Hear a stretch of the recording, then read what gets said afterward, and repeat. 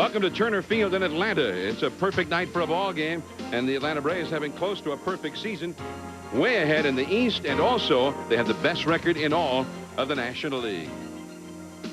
Hello, everyone. I'm John Miller, and welcome to Sunday Night Baseball. And we're pleased to see the Braves tonight as they try and get the best record in the league, which will have implications in the playoffs this year. We're also pleased to see Greg Maddux. On Tuesday, he won his 200th career game. He's not intimidating a la Randy Johnson.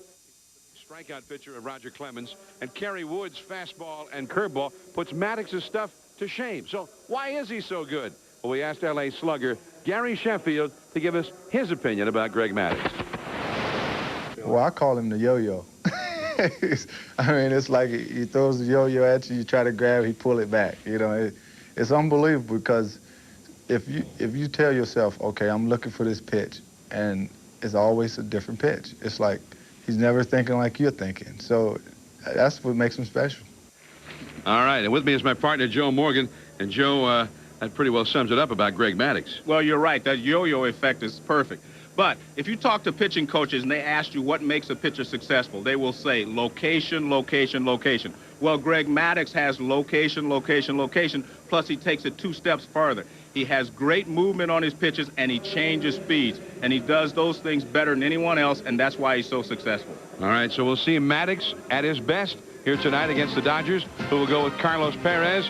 We're at Turner Field in Atlanta.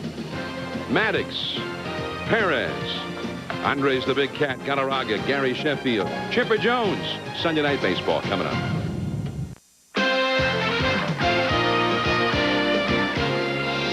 ESPN Sunday Night Baseball is brought to you by Cooper Tire and Rubber Company. Cooper Tire, the world is your course. Drive on.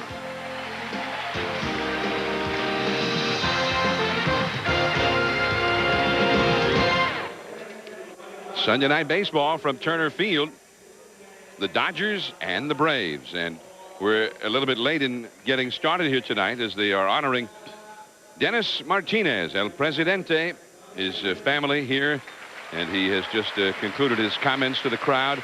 They had Juan Marichal via videotape congratulate Dennis and his family and his country of Nicaragua for the great accomplishment. Marichal, of course, had won 243 games, the most wins by a pitcher from Latin America. Martinez bested that record right here on Sunday Night Baseball a couple of weeks back in San Francisco. And tonight they are honoring him here in Atlanta. 300-game winner and a Hall of Famer, Don Sutton, emceed the ceremony. They showed various highlights from Martinez's career, including his perfect game, and then we had the comments from Dennis himself. Yesterday, the first game of this series, the Braves defeated the Dodgers 7-5. But there was bad blood. Andres Galarraga was ejected after he was hit by a pitch thrown by Darren Dreifert. The week before, in L.A., Dreifert had hit him, as you see here. Well, I think the problem here is look at Dreifert. He walks down, he says something to Galarraga, and then yesterday he hits him again, and Galarraga says, hey, I've had enough of it, and he was serious when he went to the mound.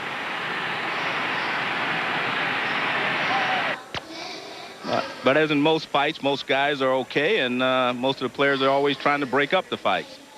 Well, Galarraga is tied for second in the league in most times being hit by a pitch. And Galarraga, perhaps unlike, say, Craig Biggio, for instance, who's a leadoff man whose job is to get on base, Galarraga doesn't ever like to get hit by a pitch. And it's become rather controversial here, but around the National League as well, because after he was hit by a pitch earlier this week in a game with San Francisco, he said afterward that he had it with being hit by pitches, and the next time he didn't care if it was a fastball or a changeup or a curveball or what, he was going to go after the pitcher. So he sort of announced it in advance. Well, the next time was yesterday when Dreifert got him. But again, as you saw there, and as Joe mentioned, there were extenuating circumstances. There was a previous bit of history between Galarraga and Dreifert. Well, I believe that if a pitcher comes off the mound and he challenges you, and that's the way the Braves felt it when he in L.A. Dreifert came down off the mound and he challenged Galarraga. Galarraga kept his head that day and went to first base. But when he was hit the next time at bat by the same pitcher who had challenged him, he decided he had to go to the mound. So the question is, who actually instigated the incident? Was it Dreifert or was it Galarraga? I personally believe if a pitcher hits the guy, he should have to stay on the mound. If he walks down towards home plate or walks toward the hitter who's going to first base, that's pretty much a challenge. And the players are not going to accept it and let that go. So I think that you're right. There are some circumstances that need to be viewed here on behalf of Galarraga, as well as I don't ever advocate a guy going to the mound. That's you know, unless he feels like he has to, that's his problem. But I think there also needs to be some rules for the pitchers as well. Well, and again, Chipper Jones, for instance, concurred that he thought the whole thing stemmed from the week before, and not just the fact that he was hit by a pitch by Dreifert, but Dreifert's actions afterward. And Dreifert, for his part yesterday, denied that there was any malice aforethought, that he was just trying to work inside. And that's part of the controversy with Galarraga, because as Dusty Baker said, the manager of the Giants the other day, and actually talked to Galarraga about this, and he said, hey, you've got to learn how to get out of the way. I mean, he lunges into pitches, and the feeling is that he's not very adept at getting out of the way, and that pitchers are going to have to pitch him inside to have success with him. Well, it's interesting because he stands close to the plate and he does lean in a little bit. Mark McGwire also stands very close to the plate, but McGwire's only been hit 5 times this year, which tells you that either he can get out of the way better or, you know, he's not as susceptible to being hit on pitches inside. But they both stand very close to the plate for power hitters, and there's a big difference in the number of times they've been hit. I think the argument with Galarraga is that because of the way he starts with that open stance and then lunges, that kind of freezes him in terms of being able to get out of the way. So we're still a few moments away from getting started here in Atlanta. Greg Maddux and the Braves against the Dodgers. We'll be right back. Turner Field in Atlanta. And most everybody here in Atlanta seems to love this new ballpark. In fact, a guy who used to go to the old Ponce de Leon ballpark here in the days of minor league baseball in Atlanta. And he said this park gave him the feeling of the old Ponce de Leon ballpark. There was a certain intimacy to the old ballpark, and he said although this park is much bigger, he still felt the intimacy of the old ballpark.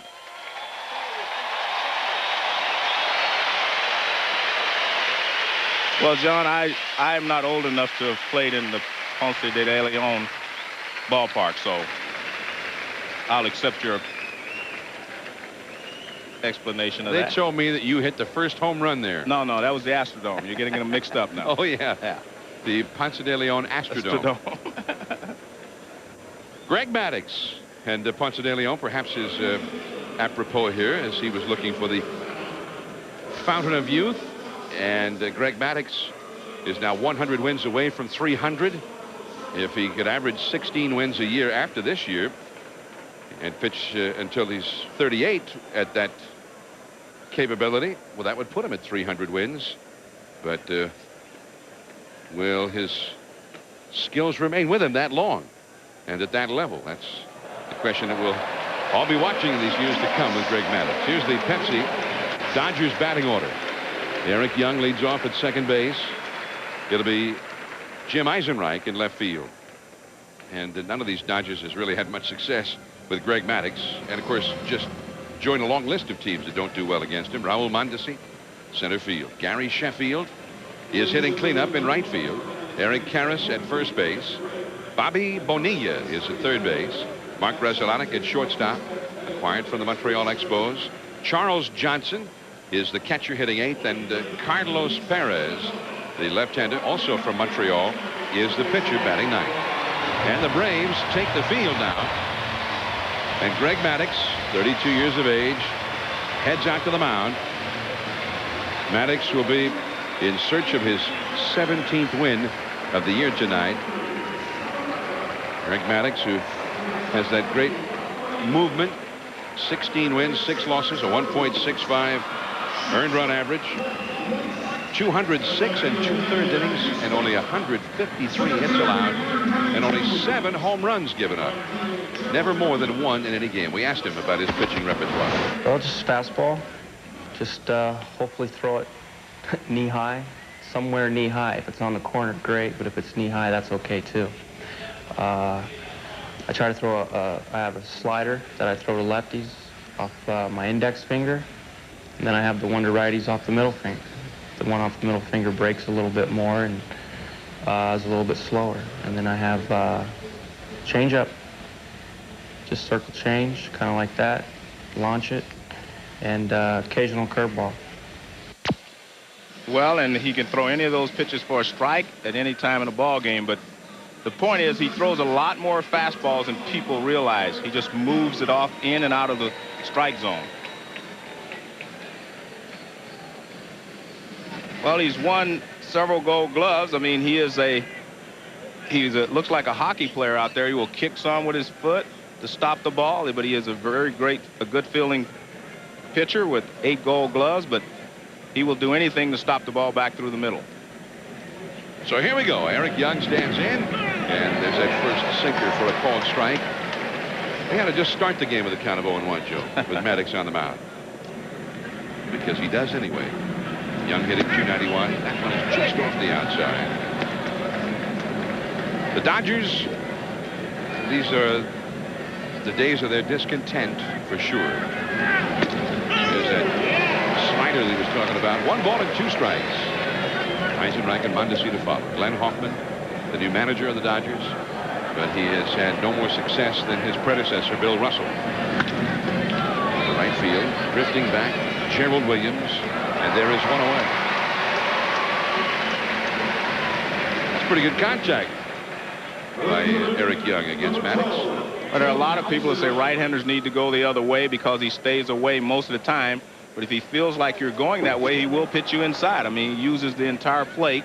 And as Gary Sheffield said in our open, you really can't think with him. You know, you just have to react.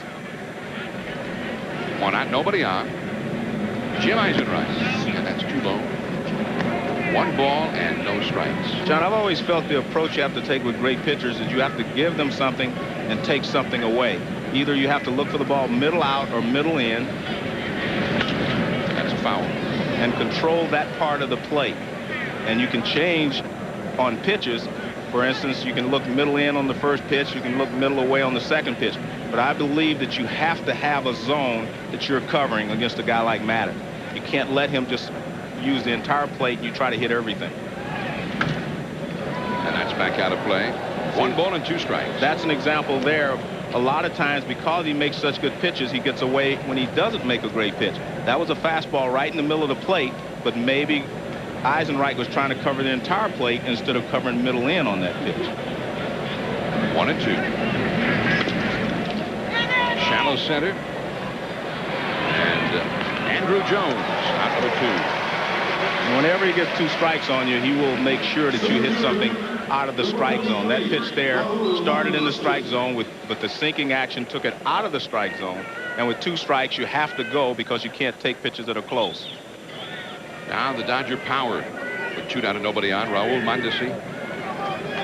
Sheffield out on deck, then Eric Karras. But the Dodgers' biggest, most productive sluggers are struggling right now. Mondesi having a good year overall, 28 homers, 80 runs batted in, but he has hit only 226 in his last 13 games, and he's the best of the 3 sluggers in that time. That's ruled no swing by first base umpire Larry Vanover.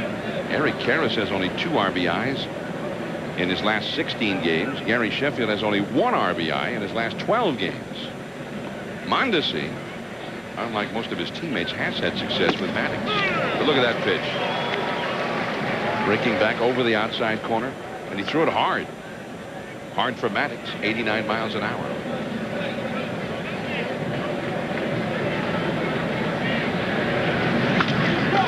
Right through Maddux's legs, base hit to center field. Mondesi continues to succeed against Greg Maddux. Now 8 for 16 lifetime against him. Well, if he makes a mistake, you have to hit it. This is a high fastball. He's supposed to be away. Now watch where it is. That's in the middle of the plate and up. So you have to hit it if he makes a mistake. We saw Eisenreich get a fastball down the middle and he fouled it back. You can't do that and hit Maddux. If he makes a mistake, you have to take advantage of it because he does not make a lot of mistakes. Gary Sheffield, the last 15 days, hitting only 184 with 1 homer and 1 RBI. And that's ball 1 down and away. On the other hand, Sheffield is the only regular starter in the Dodgers roster who has both a higher batting average and more home runs up to this point this season than he had last year. Everybody else has shown a decline this year.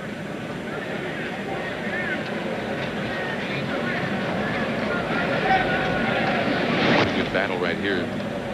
Gary Sheffield was just one of the great sluggers, one of the quickest bats.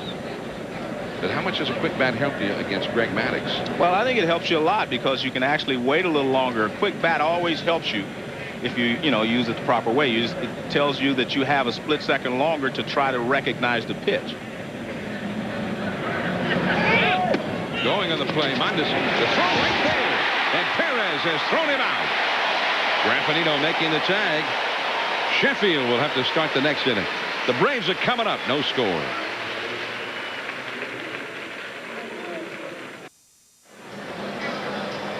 Dodgers nothing, Braves coming up. Sunset in Atlanta. Here's the Pepsi Braves batting order. Walt Weiss is at shortstop. Gerald Williams, right field. Chipper Jones at third base. It'll be Andres Galarraga hitting cleanup at first base. And he is second in the majors, only to Juan Gonzalez the last 3 years for driving in runs. Andrew Jones in center field. Eddie Perez, the catcher. Daniel Bautista, left field, hitting seventh. Tony Graffinino is at second base. And Greg Maddux is the pitcher, batting ninth. On the mound for the Dodgers is the left-hander, very colorful character, Carlos Perez. And he is colorful, John, and I enjoy watching him pitch. He changes speeds a lot, but he's very animated on the mound. He enjoys what he's doing, and he's a good pitcher. Has a great straight changeup, and he throws strikes. That's the key to his success. He throws strikes. Between innings, Bobby Cox was out having a long conversation with Eric Gregg and the crew chief, Bruce Fremick. And then after the discussion, Glenn Hoffman was also in on the discussion later on. Well, Carlos Perez removed the jewelry. Well, with that piece of jewelry might have weighed him down. He may throw harder tonight. Take that off. That was a pretty big, hey, that was some heavy gold there. Here's Walt Weiss. And the fastball is called a strike. It is 0-1. And you see how Perez works. He's very similar to Maddux. He has good control, hits the outside corner, and he changes speeds a lot. Fastball missing. 1 ball, 1 strike to Walt Weiss, the former Colorado Rocky. 294 average and a 390 on base average. And he has been a great addition to the Braves at the top of the batting order. But a spot where they were rather concerned about getting somebody who's going to get on base in front of the sluggers, and Weiss has done a better job of it, I think, than they dare hope. Here's the ball too low, the changeup. 2-2 to Walt Weiss. They've got an all right-handed batting order in there against Perez. It'll be 9 consecutive right-handed swingers against him. Fastball is too low.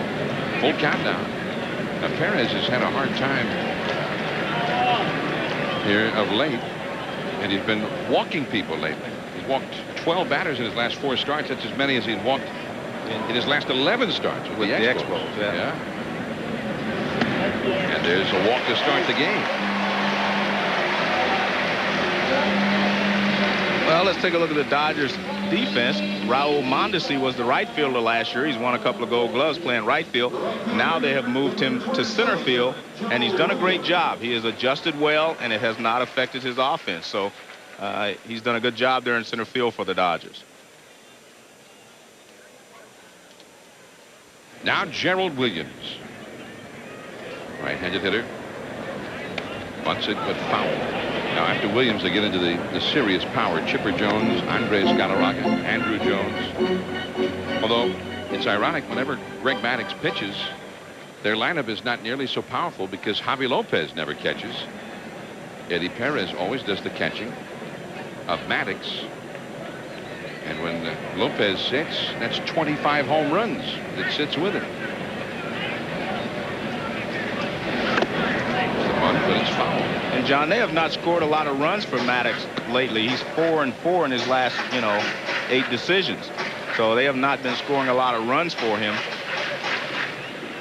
And sometimes you have to wonder the fact that Javi Lopez is out of there takes, like you said, one of the big bats out of the lineup. Well, no wonder Maddux is only 16-6. Right. He's lost 4, of his last 8 decisions. He's a hard luck pitcher. He's only 16-6. Change up. Tough play for Bonilla, but it's a foul ball. And the Dodgers get a little lucky there, I think, because if that's a fair ball, Bonilla's going to have a difficult time throwing Williams out at first base. Glenn Hoffman, who broke into the big leagues, playing a lot of third base with the Boston Red Sox. Although his natural position was shortstop, and he moved to short a year later with Boston. 0-2 to Gerald Williams. Weiss at first. Time taken. John, I think Gerald Williams is a big, big key to the Braves' chances in the postseason, because he's going to be in there against left-handers, and in the past they have been vulnerable to left-handers in the playoffs because of their left-handed lineup. But what you see now is they take Klesko out and they take Michael Tucker out and they put Bautista in and Gerald Williams. And I think Gerald Williams is going to be the key to their success against some of these left-handed starters that they may face in the playoffs. 0-2 the count. And he curved him, but too low. 1 ball, 2 strikes. Well, Williams is hitting .288 overall, and much of that against left-handers. Although he had a great beginning of the season against left-handers. I mean, hit over 500 his first 41 at-bats against the lefties. Only .269 since then. See, I got our statistical info, Joe, and I read through it this week. Okay. I read through it too, John, but I didn't like that statistic. The reason I didn't like it is because if you hit 500 at the beginning of the season, you're going to have to slack off. I mean, if you go 20 for your first 40, I mean, you can't keep going 20 for 40. You'd set a major league record for batting average. Well, I was thinking if he's the key, it'd be helpful if he went 20 for 40. This could be 2. They get 1 there. Young back to first. Double play. Nice turn there at second base by Young. He and Grzelcyk made a good double play turn there. Nice feed from Grzelcyk, and Young turned it over. 2 down, nobody out. When the ball is hit near the bag, most right-handers are going to be out. Here's a short throw and then a long throw. When you have 2 long throws, you have a chance of beating it out. But when you have a short throw in there like that, most of the time it's going to be a double play. Chipper Jones now. He's got 30 home runs, 97 runs batted in, and a .324 average. But only 2 of his home runs have been hit right-handed. Too far in with that cut fastball. 2 balls, no strikes. I asked Chipper about that. He said originally he was a right-handed hitter, but he bats so many more times batting left-handed, he feels that lefty is really his natural side now.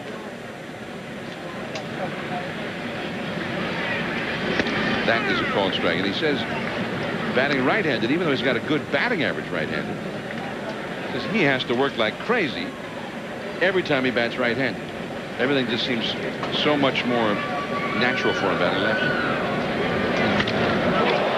Base hit.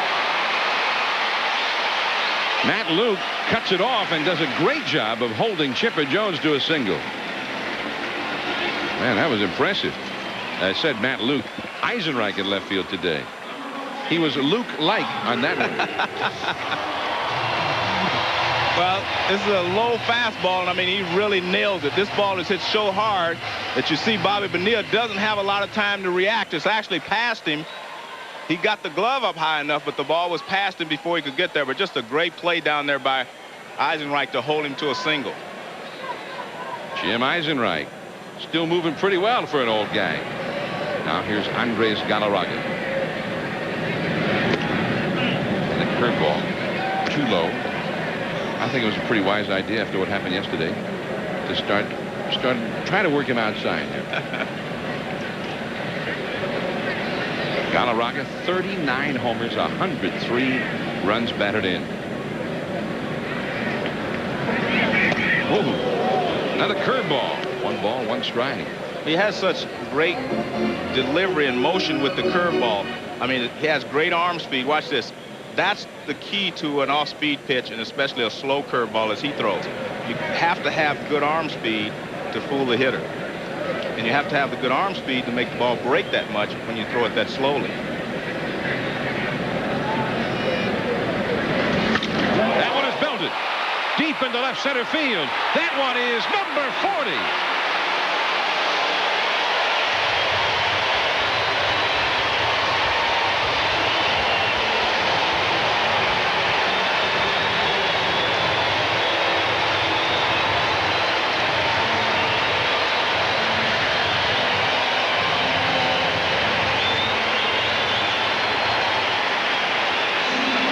Maybe he should have thrown him another slow curveball. After throwing him 2 off-speed pitches, he tried to come inside with a fastball, and he did not get it there quick enough. And Galarraga put a charge into it. That was just a kind of a line drive. That wasn't even a real big fly. That was a line drive home run. 2-0 Atlanta, and Andres Galarraga has just reached a milestone. Last year, he was better than 40 homers for the Colorado Rockies. And now, for a different team, he's hit 40 again. As a strike to Andrew Jones. That makes him the first man in the history of Major League Baseball to reach the 40 home run mark for different teams in consecutive seasons. 1 strike to count. Changeup misses. 1 ball, 1 strike to Andrew Jones. Also, Galarraga, after being hit yesterday, Joe, has to feel pretty good about coming back. This sort of the perfect response a day later. Well, you're right. I think they ought to pitch him inside, though.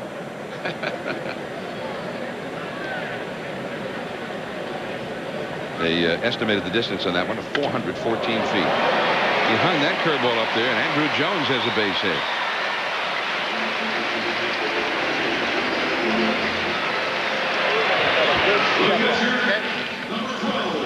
Well, you see the target from Charles Johnson.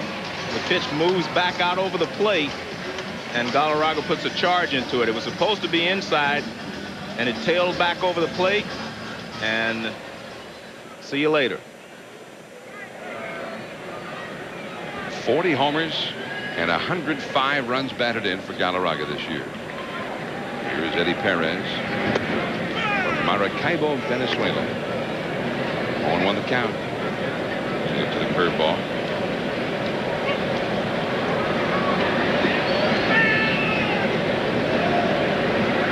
Perez now faced 5 hitters in the inning. He's only retired 1 of them. That one is hit deep down the left field line. If it's fair, it's gone. It is gone. Another home run. 4-0 Atlanta.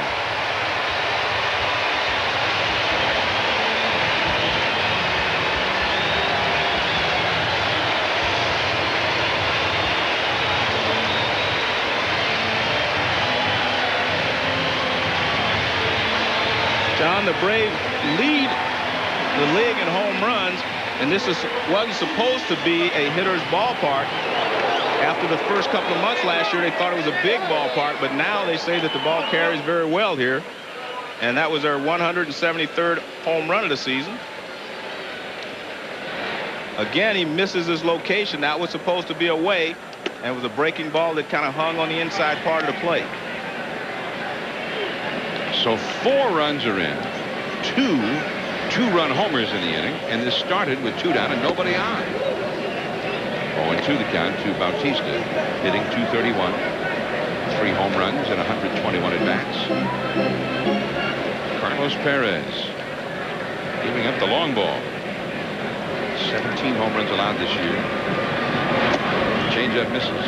1 ball and 2 strikes. And you really have to worry if you're the Dodgers. You give up 4 runs to Greg Maddux this early in the ball game. Well, if you gave up 4 runs to Maddux and it was the 7th, it would be bad. I don't like their chances all of a sudden, Joe. 2-2 the count, although Maddux, they usually don't score for him. Well, that's true, but now it gives him a chance to know that he can make some mistakes and still, you know, keep the lead.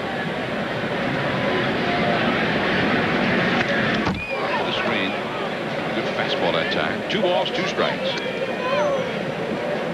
And Perez going deep. Now watch this pitcher. Watch the catcher's glove outside and it's inside. And Perez says, "Gotcha." And he hits it right down the line for his 4th home run of the season. And the strikeout. You saw Carlos Perez getting very excited about it. And I'm happy he could get excited about something in that inning. Gary Sheffield coming up. 4-0. Galarraga and Perez going deep. That ball is belted deep to left field by Sheffield, and that ball is gone. Gary Sheffield on the first pitch of the 2nd inning goes deep against Greg Maddux. So Sheffield, who was up there when Mondesi was thrown out attempting to steal to win the 1st inning, gets another shot at him and hits the first ball out of the ballpark here in the 2nd inning, and it is 4-1 Atlanta. And John, this is exactly what you asked me about, what bat speed how it helps you. But watch, this pitch is inside, and he actually gets the ball on Sheffield, but Sheffield is so quick inside, he pulls his hands in, or watch him pull his arms in, and he gets to this pitch. This is why the bat speed helps. Well, back to live action. Eric Karras takes a called strike. Sorry, Joe, that's our policy. Live pitch coming in, and we're back on it. And that one just misses. 1 ball, 1 strike to Eric Karras. 281, 15 homers, 66 driven in. That's deep into right field. Gerald Williams way back there, and this one is gone. Consecutive home runs against Greg Maddux. It's the first time all season that he has given up more than 1 home run in a whole game. He had only given up 2 home runs in his last 14 starts, and now he gives up 2 home runs to 2 batters. And if you're Eric Karras, it's good news, bad news story with him and Maddux. He was 0 for his first 20, and now this makes him 3 for his last 8. That's the good news. And again, it's a fastball up. And in the 1st inning, we talked about Maddux making a few mistakes. He got a couple of balls in the middle of the plate. And the big sluggers have made him play for those mistakes so far here in the 2nd inning. Bobby Bonilla, 2 balls, no strikes. 21st home run for Sheffield, the 16th home run for Karras. And both of them had been slumping here of late, so I guess if you're the Dodgers, you feel like they were about due to break out. Yeah, but can you imagine going 0 for 20 against a guy like at the start of your career against him, as Carroll's did, and now to be 3 for 8 in your last 8 at bats? Pretty good, huh? After 0 for 20. You did read those stats. I'm proud of you. I didn't read the stats. I just know those things. I just read the paper every day. You keep tabs. Man. And you can see Greg Maddux was not going to give up 3 straight home runs. His 3 straight batters. He was making sure that he kept the ball down to Bobby Bonilla, and he stayed out of the strike zone. The other pitchers were up that they hit out of the ballpark. Mark Grzelcyk now. Well, Greg Maddux not only gives up 2 home runs consecutively, Joe, first time all year. Now he walks a guy in 4 pitches after that. What's happened to him? Well, as I said, I think he was really making sure that he got the ball down. And he's done the same thing here to Grzelcyk. He knows that the mistakes he made were up. That's a strike to Grzelcyk. 1 ball, 1 strike. Well, we've had 4 home runs already hit here, and we're in the 2nd inning. Maybe this is the new launching pad. Man. Well, the old one across the street, the old Atlanta Fulton County Stadium, they called it the launching pad. And this one seems to carry, the ball seems to carry as well here. That is a base hit. Grzelcyk with a single. Very quick infield here. Not perhaps as quick as the artificial turf at Olympic Stadium in Montreal, but he took advantage of the quickness here. And Greg Maddux is going through something that he hadn't gone through for a long time. Well, you know, one of the things that surprised me about the Braves is that they're still able to win here, and Greg Maddux is a ground ball pitcher, and this is a very fast infield. You see 2 hops, and it's all the way through the infield. This is a fast infield, and he throws a lot of ground balls. But that just tells you how good a pitcher he is. Now Charles Johnson. That's out of play down the right field line. 0-1 the count. Johnson 16 homers, 51 batted in, but his average is only .211, and he seemed to have more trouble than some of the others after that big trip of the Marlins and getting himself comfortable in L.A. And that makes a lot of sense, John. He grew up in, Miami. He was a hero there, in college, and he was their #1 draft choice. He helped them win a World Series. Thought he would always be there. Up the middle, base hit to center field. Bonilla will be held at third as Andrew Jones comes up throwing, and Maddux ends up cutting it off. And that's 5 consecutive Dodgers who've reached base here to start the second inning. And the fans in Atlanta are in a state of shock. I'm in a state of shock. Well, I'm sure his teammates are. Leo Mazzoni, he's starting to rock back and forth, Joe. I've never seen that. Well, Charles Johnson goes right back through the middle, and Greg tries to knock it down, but he can't. Bonilla got a late start, and he was not able to score. Now Carlos Perez to try to help himself out. The infield pulled in at the corners. Double play depth up the middle. Nobody out. 2 runs in. Strike call to the inside. Actually, considering that Mondesi, the final batter of the first inning, singled and then was caught stealing to end the inning, that's 6 consecutive Dodgers who reached safely against Maddux. I knew that, but I was just keeping it in my head.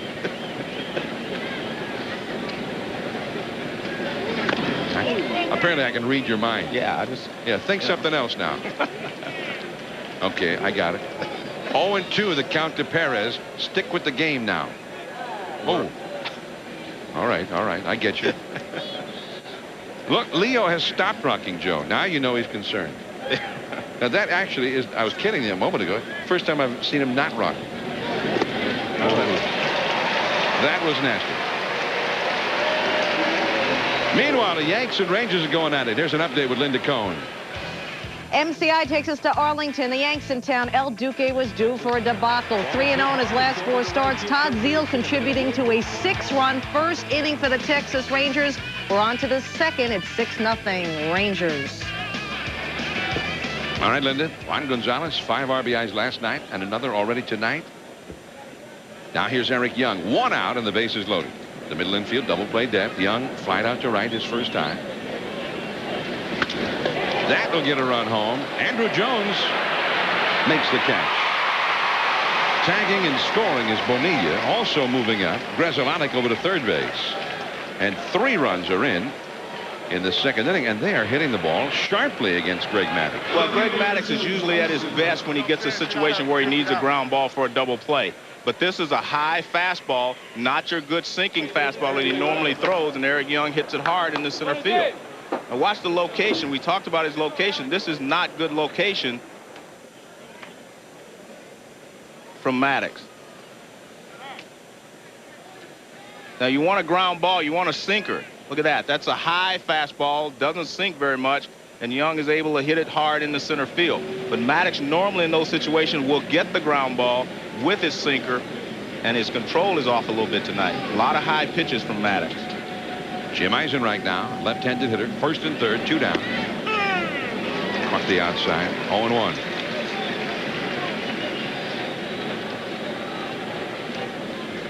Eisenreich flied out to shallow center his first time. It was 4-0 Atlanta after the first inning.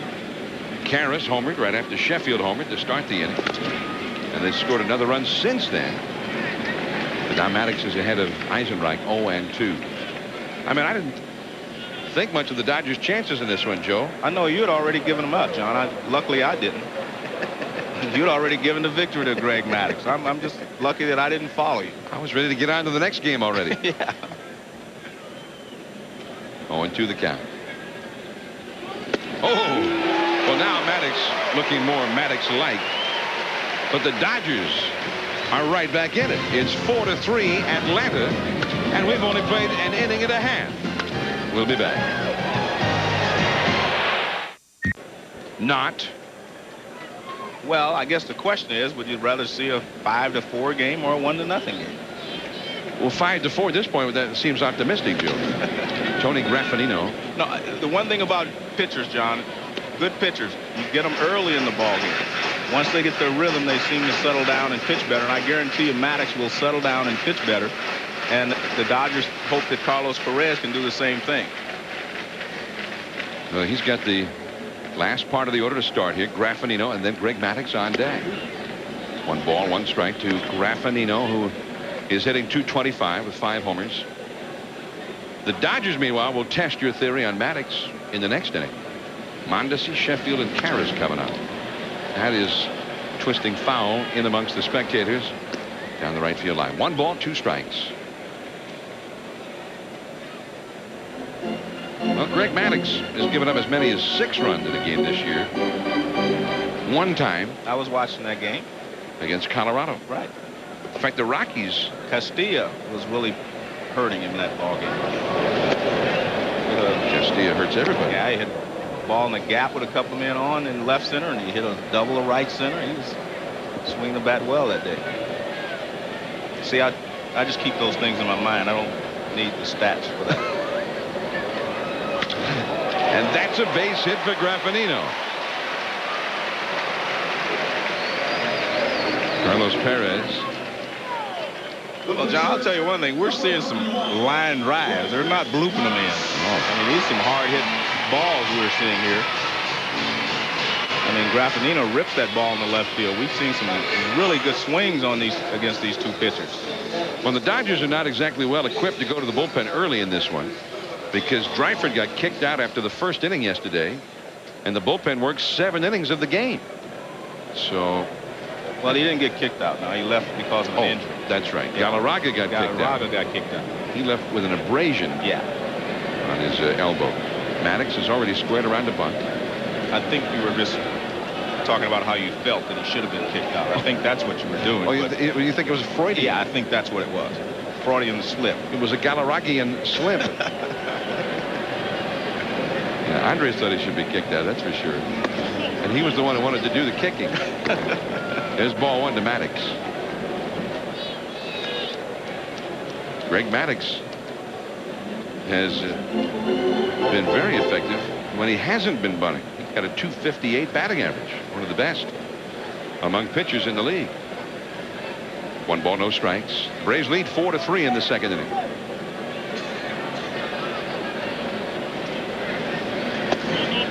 And it goes to 2-0. Well, that's got to drive you nuts if you're Glenn Hoffman. Here's Maddux trying to give you an out, and Carlos Perez can't throw him a strike. Well, I think Carlos Perez thought he was doing something other than bunting on that pitch. He threw him a changeup, and the easiest pitch to bunt is a changeup, so he felt like he was swinging the bat. Well, these guys, when they swing it, Glavine, Maddux, and Smoltz are pretty effective. Yeah, and it's 3-0. Well, the way Perez is going, he won't need to swing the bat. He won't need to bunt. He won't need to do anything.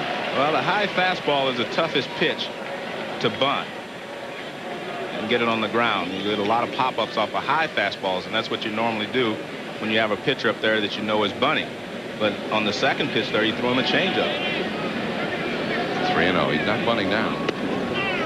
3-1.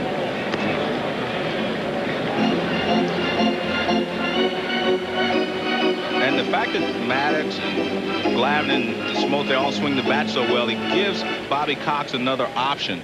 You know, in a situation like this, if he wants to hit and run, he knows that he's got a pretty good hitter at the plate. He gives him a lot of things that he can do. Ball 4.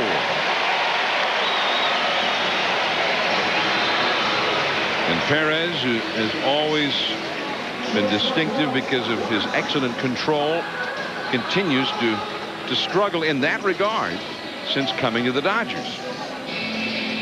All right, so his Weiss is coming up now. Is he bunting? What do the stats say? Actually, forget it. All right. I think he's bunting. You think he's bunting? Yeah. All right. He's got 10 sacrifice bunts. There. Well, you asked about the stats. Okay. This will be a good test to see how Bobby Cox is thinking tonight. Pickoff play to second. He threw a changeup to second. Well, Weiss wisely did not give it away, because a lot of times you try a pickoff to see if the hitter turns on your first move, and he did not give it away there. Of course, on the other hand, the guy's struggling so badly early on. Why give away an out? I feel strongly both ways, Joe. He punts it. Perez only plays the first. Eric Young covering. Graffinino moves up to third. Maddux over to second. Excellent bunt by Walt Weiss.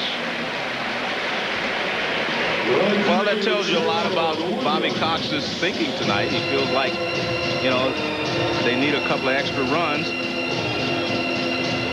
Good job by Bonilla. He stays at third base, but because Carlos Perez is left-handed, that would have been a difficult play for him to go to third. A right-handed pitcher could have made that play right there at third base. But because he's left-handed, he did not have a chance to go to third base because he caught it a little bit off balance. Now Gerald Williams. He grounded into a double play his first time. The middle infield stays back. Change up. It should get a run home. Gonzalez looks toward the plate. Throws to first. Scoring is Graffinino. Maddux holds it second. And the Braves manufacture a run here, and it is 5-3.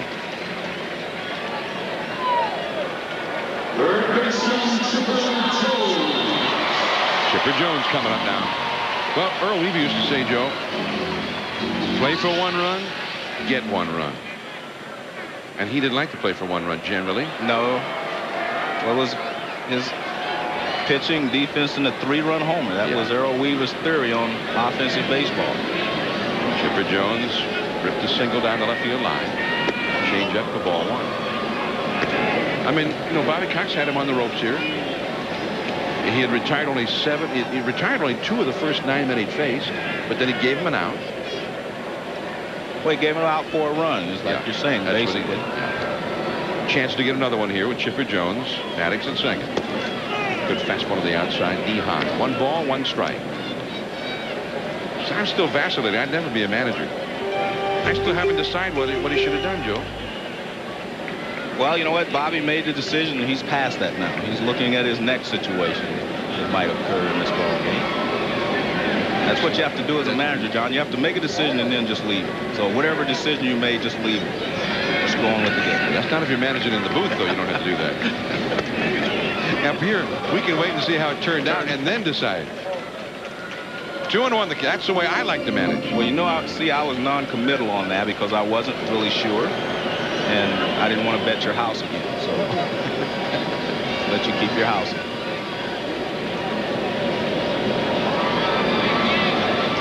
Jim Morgan is my landlord. 2-1 the count. And the change up misses. Well, after Chipper Jones, the batter is Andres Galarraga. Here comes Bobby Bonilla. And I think what Bobby's going to tell him is, you're going to have to challenge some hitters. You're going to have to throw strikes. You're going to have to go after these guys because he's throwing so many changeups that he doesn't have any. It shows that he doesn't have any confidence in his fastball. And you're not going to be able to just stand out there and throw changeups the entire ball game. Runner at second. 2 down. And he misses with the fastball. So now he has to face the big cat. And that is 3 walks already. You know what this reminds me of, Joe?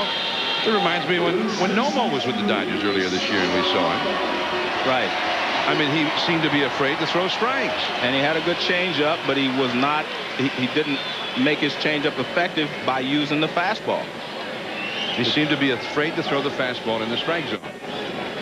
And I think in this situation, Galarraga's not going to see many fastballs, although I think it'd be a good idea to show him a couple. But he threw him a lot of curveballs the first time up. Galarraga hit a 2-run homer in the first. And he starts him with a fastball at the knee. And that's what he should do. He has to throw him a fastball to establish the changeup, just to keep him honest. Beware of cat. And if you're trying to get him out with a changeup, throw another fastball off the plate somewhere. So he's looked at 2 fastballs. Good. Follows the fastball with the curveball. 0-2. He's very effective, you know, working off of the changeup. That's a changeup, I'm sorry, working off of the fastball. But if you do not throw the fastball, changeup is not as effective. Beautiful pitch. And Galarraga is gone on 3 pitches. The Braves get one. We go to the third. Mondesi, Sheffield, and Perez. The three power sluggers coming up. Pitchers have struggled early on. Here comes Mondesi. He's the last guy that Maddux wants to see when Maddux is struggling. Mondesi 8 for 16 lifetime against him. But that's Maddux. That's a quality pitch that starts off the plate outside, sinks back over the outside corner and down. Mondesi singled his first time. And he singled again. And the pitch is up again. Up and out over the plate. Gary Sheffield coming up. We talked about what bat speed helps you to be able to do. And Gary Sheffield takes the fastball on the inside corner. Watch, he pulls his arms in just to get to the ball. That tells you that the ball was on him and it got there a little quicker than you anticipated. But because he has such a quick bat, he was still able to generate enough bat speed to hit the ball out of the ballpark. 94 miles an hour on that bat speed. The guy swinging the bat at 90 miles an hour in that particular pitch would have had his bat broken. Gary Sheffield, that was the first pitch he saw from Maddux tonight. Right there on the outside. 0-1. One of the things that Sheffield said to me before the ball game, he said, hey, I'm going to swing at the first good pitch. I'm going up there hacking. And it was smart to finger the first pitch his first time up, and it was wise to take that one because that was a perfect pitch, low and away. Perez throws to first, and Mondesi just does make it. Nice play by Perez. I mean, that is a great play in that not just to catch the ball, but to have enough presence to go to first base right away. Watch this. No hesitation. He just goes to first base immediately. Look at this. He knows he has the ball, comes up and fires to first base, and Mondesi barely gets back in time. Great shot there.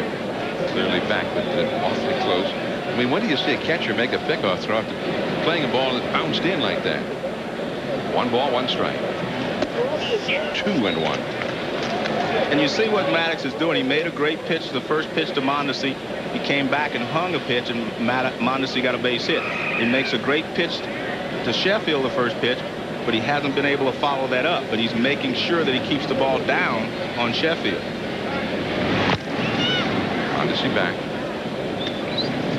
Mondesi last year became the first 30-30 man in Dodgers history. 30 steals, 30 homers, but he has only 10 steals this year. It has been thrown out 9 times.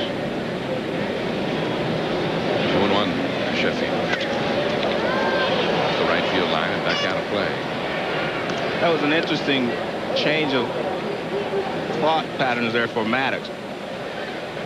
Originally he was going to go inside with a fastball. He stepped off and threw to first base, got another pitch, and went back away.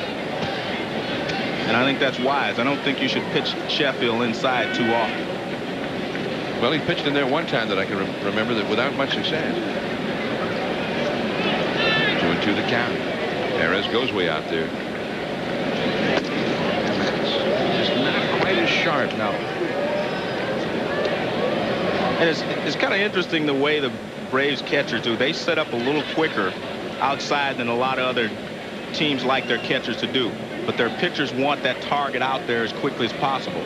And a lot of times when you move out there, you tell the hitter exactly where the pitch is going to be. So he's already out there. Runner goes, but it's ball 4. And that is another walk by Maddux. Meanwhile, more updating from Texas with Linda Cohn. Thanks, John. Rangers did score 6 in the first off El Duque, but the Yanks got one back in the second off the bat of Jorge Posada against Rick Helling, number 14 for Posada. Helling lost to Hernandez and the Yanks 10 days ago. Yeah, Helling pitched a 3-hitter and lost to El Duque 2-0. The Yanks will host the Anaheim Angels, first place in the West, against first in the East at 7:30 Eastern. The Expos with Vladimir Guerrero at Dodger Stadium, the second half of the Wednesday night baseball doubleheader. Here is Karras, and he takes ball 1. He homered to right field his first time. But Karras said he thought, with hindsight, that Maddux set him up in spring training 1993. He said he had lots of homers and doubles, destroyed Maddux all spring every time he saw him. Back to the bag safely. Here's Mondesi, Graffini no cover. And he says he'd never touched him ever since. Yeah. Until tonight with a home run. Well, we're watching Greg Maddux makes adjustments as the game progresses. He was up with a lot of pitches. They've all been hit hard. Now he's really concentrating on keeping the ball down. And in doing so, he's been missing with a lot of pitches, but he's still better off keeping the ball down and than missing up in the strike zone. Eric Karras, been a very dependable RBI man for the Dodgers. 1 ball, no strikes, 2 men on, nobody out. Another pickoff for the second. And again, Maddux is back in safely. Well, this is definitely not what you're used to seeing with Greg Maddux.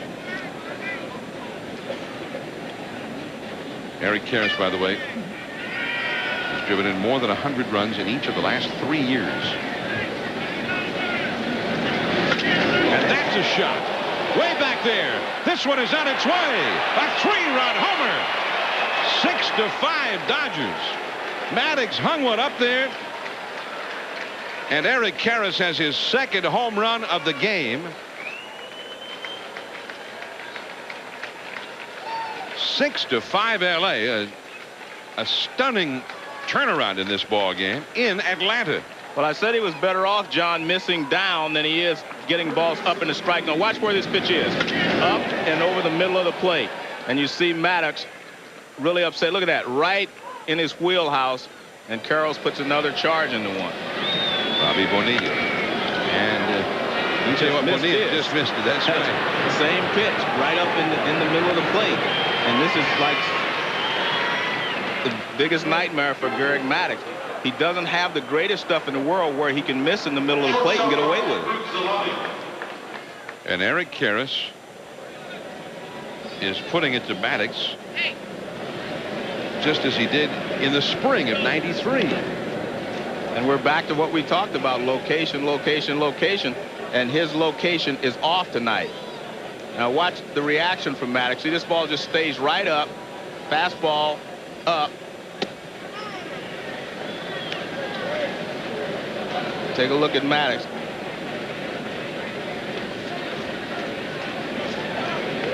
It was after he got Bonilla out. Well, the only thing I want to repeat there is he says I can get the ball lower.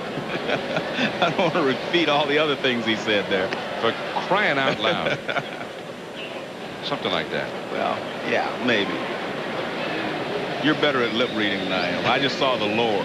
Get the ball lower. Get the ball blank and lower. Yeah.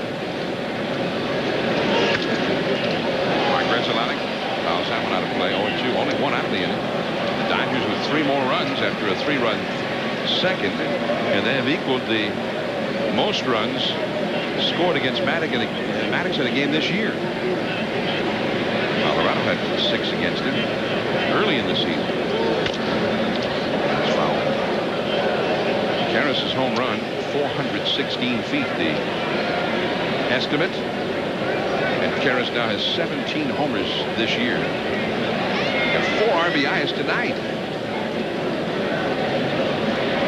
Greg Maddux has given up 3 home runs in this game. He's given up 7 the whole year before tonight. Perez, but he runs out of room. 0-2 the count. Resolano. 6-5 LA. Tommy Lasorda, now the general manager of the Dodgers, although he has apparently begun the process of interviewing his own successors. When they were in Florida before they came here, I was talking about Dave Dombrowski. Curveball, he hung it, base hit. Resolanic spanks one sharply through the middle. It's one of those situations where, you know, they're not missing many pitches. They missed a couple in the first inning, but since that time, every time he's made a mistake, they put it in play hard. Let's take a look at this pitch. Now that's not as bad a pitch as it may have appeared.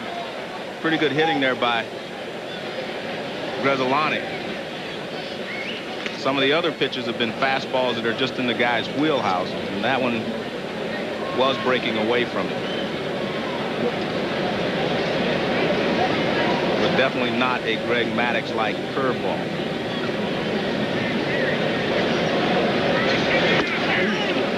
Maddux has only retired 4 of the last 14 Dodgers that he's faced. And Johnny's made a lot of good pitches, and the Dodgers wisely have taken the good pitches. When he makes a perfect pitch low and away or a good pitch out there, they take it. And he's been coming back with mistakes, and they've been able to hammer them. Presolani back to the bag at first. Galarraga on the bag with him. Well, we've seen something that has never happened to Maddux at any time in his career tonight, when Sheffield and then Karras homered to start the second inning consecutively. It's the first time that anybody had ever done that to Maddux. Starting from first, Presolani stumbled, and he just does beat it. The throw back to the bag from Perez. Well, that shows you when things are going right for you there. It works, because he was going and he slipped and he was still able to get back. Watch, you'll see him take off. Now he slips right there and he's able to get back. Good job there by Presolani to get back to first base. 0-2 to Johnson. Strike 3 call. 2 down.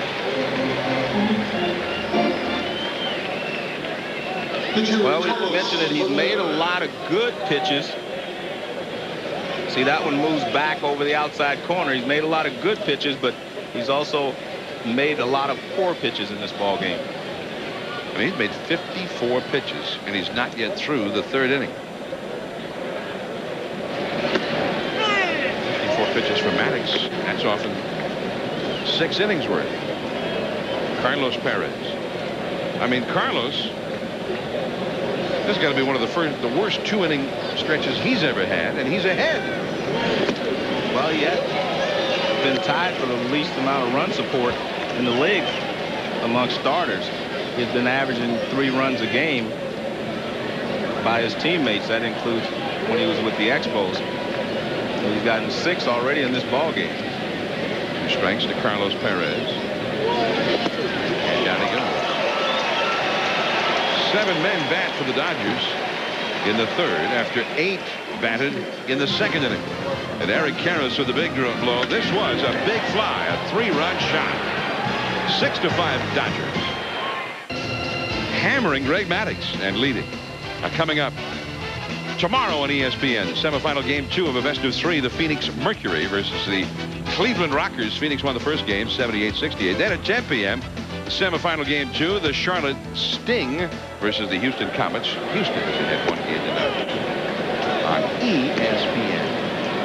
Called strike to Andrew Jones. He singled his first time, just ahead of Eddie Perez's home run. Carlos Perez coming back, throwing some hard stuff here. That may be the first time this entire ball game Johnny's thrown 2 straight fastballs. I mean, 2 in a row. He doesn't want to throw them straight. But. Andrew Jones is from Curacao in the Caribbean. Changeup misses, 1 ball, 2 strikes, and he said that his family, friends watching tonight down in Curacao. He says that his family said to remind us that it's Andrew Jones, not Andrew. Andrew. Changeup, base hit to right field.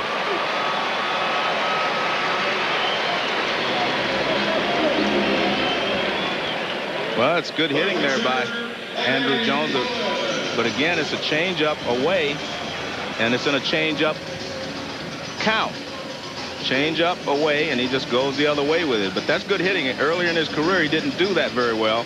He pulled off a lot of off-speed pitches.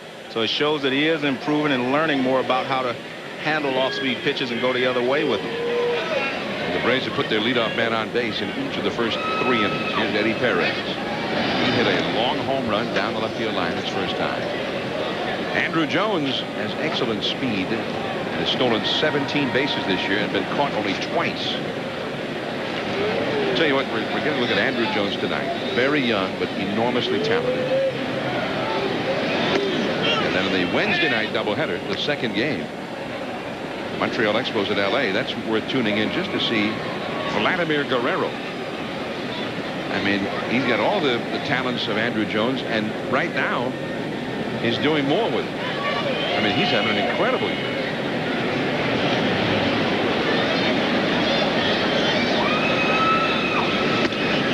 ball. In fact, I can see you driving down to L.A. for that game, Joe, to see Vladimir. I was thinking about that because I haven't actually seen him play in person, so I was thinking about driving down to watch him on Wednesday. In fact, I think I'll do that. I mean, considering that he is the man. He's the man. In Montreal at a very tender age. Andrew Jones got a lot of help in this ball club. And is not counted upon to be the man. Guerrero's just been extraordinary. Fist foul. And they say Andrew Jones is more advanced defensively than he is a Gold Glover right now. I mean, that quality of an outfielder. But Vladimir Guerrero, while still more of a raw talent in the field, what an incredible arm he's got. I hope, Joe, when you drive down there Wednesday, get a chance that he gets a chance to I do too. Show that arm off. 1-2 the count to Perez. Jones back to the bag at first. Andrew Jones speaks English, Spanish, Dutch, and Papiamento, which is the local patois language there in Curacao. I mean, 4 languages. A very interesting person. There was no baseball played in the schools in Curacao. There he goes, way outside. Johnson with a throw. Too late. Andrew Jones showing off his speed. That's his 18th steal. And a good play by Charles Johnson, but he stole that base off of Carlos Perez. A left-hander takes longer to deliver the ball to the plate than a right-hander. So if you can read him, you're usually going to get a better jump off a left-hander than you can a right-hander. 2-2 to Perez. Now Jones at second. Change up, back to the screen. And that was really a sensational play by Charles Johnson. Right. Well, Charles is special. Only 2 more steals needed for Andrew Jones. He would become the youngest ever for a 2020 year. Cesar Cedeno is a couple of months older when he first did it. Change up, threw his bat at it and hits it into left field. Carlos Perez threw his arms in the air and said, man, what do I have to do? He threw the bat at the ball and singled into left field. Jones over to third. Well, he was able to do that because it's a changeup, and he can still get the barrel of the bat out in front. Now watch, he's way out in front, and it's a changeup away. I mean, this is... I mean, the bat was not in his hands. That's what you call just staying alive right there. He was just trying to make contact, trying to foul it off, but he got a base hit. Now, did you ever do that in your career? I wasn't real lucky that way, John. I mean, you shouldn't give him credit for the hit. The bat did the hitting.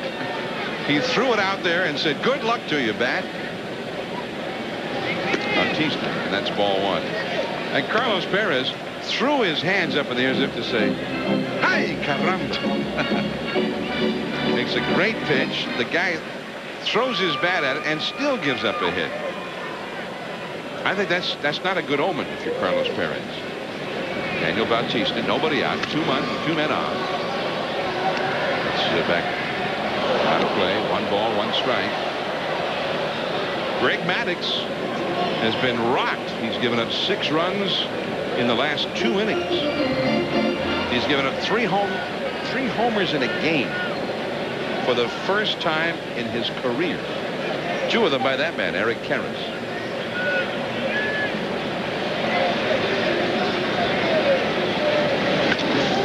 Double play ball. There's 1. Young back to first. Let's throw a home by Perez, but too late. Andrew Jones broke belatedly from third base, but still scored, and it is tied at 6. Perez was happy to give up the run in order to get the double play.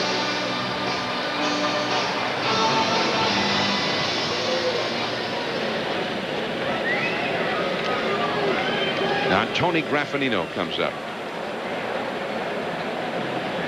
Well, that's 2 double plays that Carlos Perez has induced from Braves hitters. He's still given up 6 runs in 3 innings. Graffinino is out, and Greg Maddux will head back to the mound now. Top of the order, Young, Eisenreich, and Mondesi. Is Maddux going to find himself? We'll find out. This month, you can experience the power and sheer spectacle of Apocalypse Now. 1 away. Greg Maddux talked with us.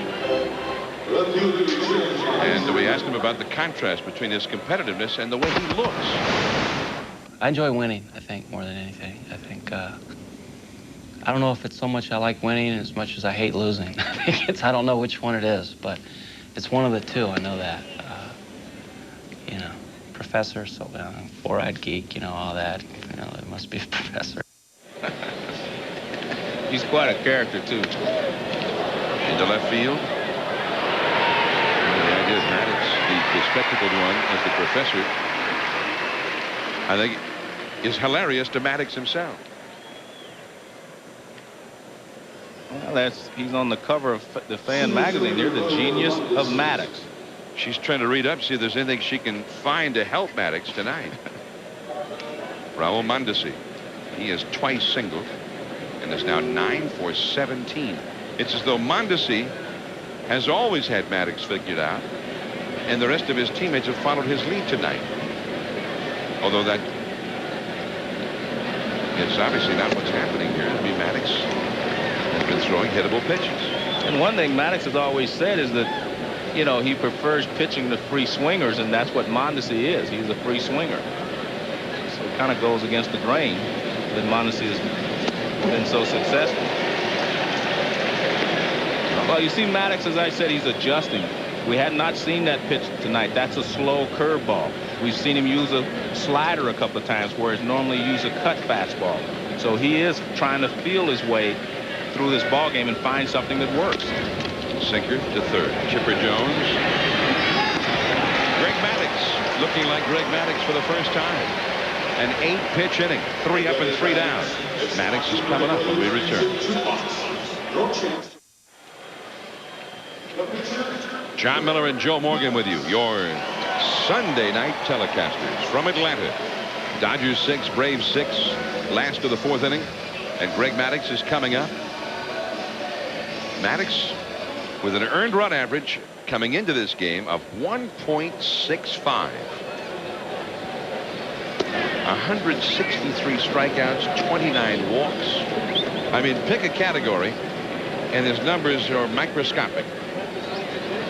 But tonight, he has been hittable, and he has been hit. 2-0. Fortunately for him, Carlos Perez has been just as hittable. And it is 6-6. And Maddux, perhaps with an ominous note for the Dodgers, had his first Maddux-like inning. And Joe, incredibly, as the count goes to 3-0, he got his first ground ball out here in this 4th inning, which is what you always think of with Maddux. Ground balls to the infield.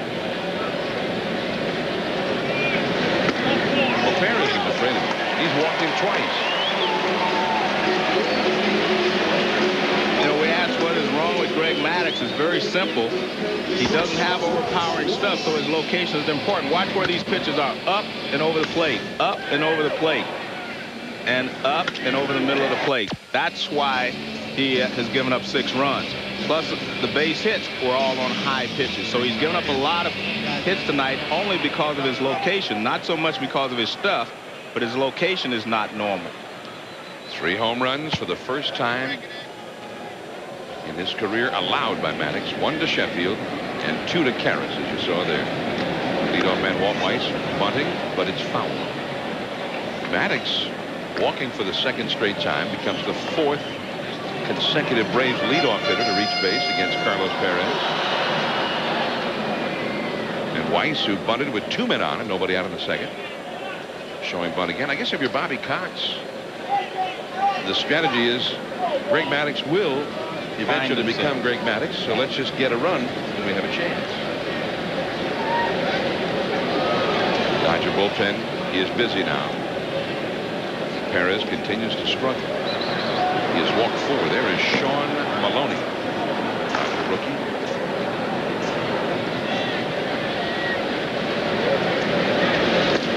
Called the strike. Weiss pulled the bat back, but Eric Gregg said it was in there over the outside. 0-2 the count. Braves have 2 home runs. Andres Galarraga and Eddie Perez each hit 2-run homers in the 1st inning. Put the Braves ahead 4-0. But now it is 6-6. We're in the last of the 4th. Bonilla charges it. Out of the air, grabs it, and still gets him at first base. Nice play. He did the proper thing. He charged the ball to try to get the lead runner, but once he fumbled it, he was still able to make the play by barehanding it in the air and making a good throw to first base. Now watch, he charges the ball trying to get it on the short hop, gets there a little late, gets it on the in-between hop, but look at him, he stays with it, grabs it barehanded, and an accurate throw to first base. That's a much tougher play than people realize. Look at that, he stays right with the ball, catches it, makes a good throw. Now Gerald Williams. Fastball too low. Williams has hit into a double play and driven home a run with an infield out. He's 0 for 2. Base hit to bring Maddux home. He's in second with 1 out in the 4th inning.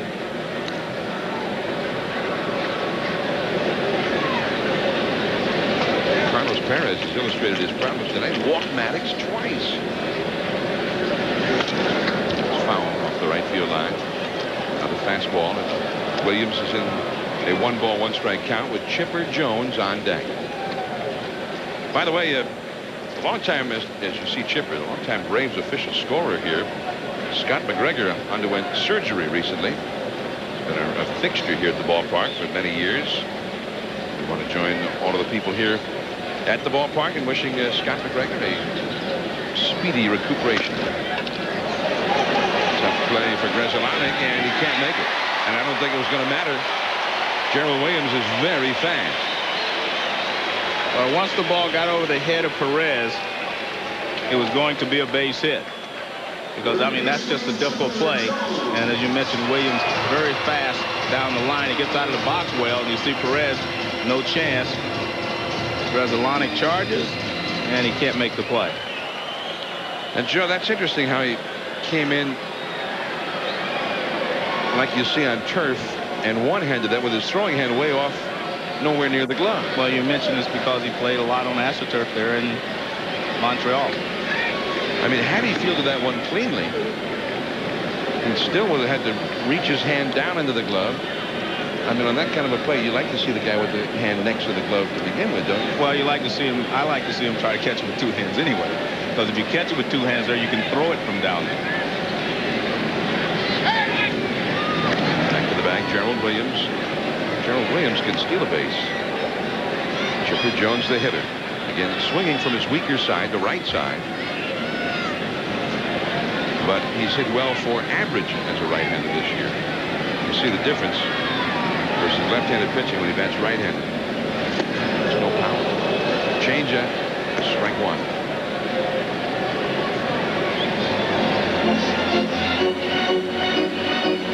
Well, you can see that he does have a good changeup, but as I said all along, you need the fastball to make the changeup more effective. You can get guys to chase a few of them, but pretty soon they start to sit on the changeup. And back to the bag again. It seems like Perez comes close to balking when he makes that throw. Well, a lot of left-handers do. Now that is spoken like a base dealer. Yeah. Oh, the lefties, they all cheat. I mean, I thought you're supposed to step toward first if you throw to first. Well, does Andy Pettit step toward first?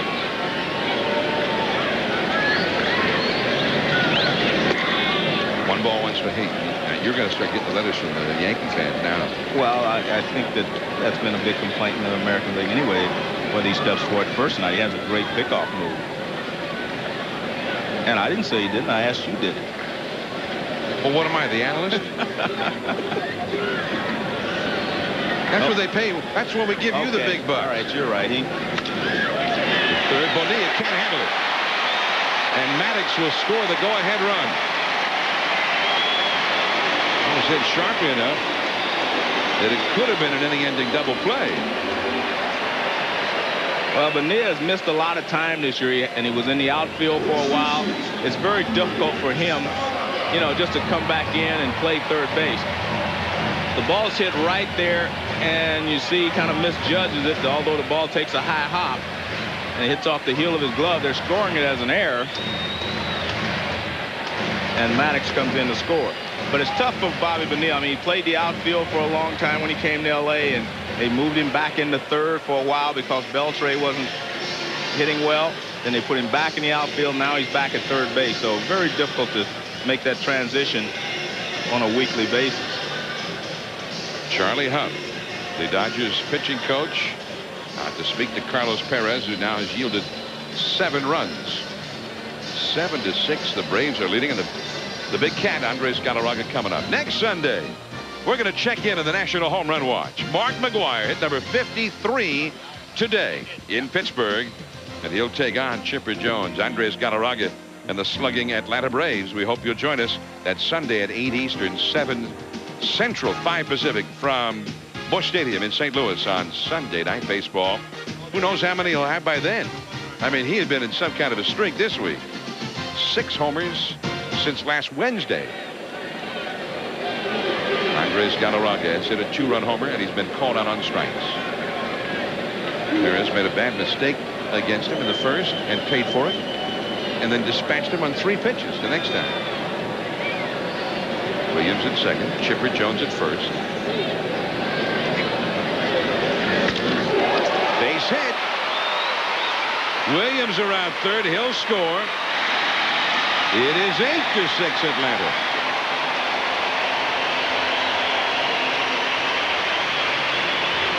Well, he tries to go inside with a fastball, and Galarraga just rips it to left field for a base hit. You see Charles Johnson set up inside. Fastball gets a lot of the plate, almost the middle of the plate, and Galarraga just rips it. And so the evening of Carlos Perez has come to an end. We'll be right back.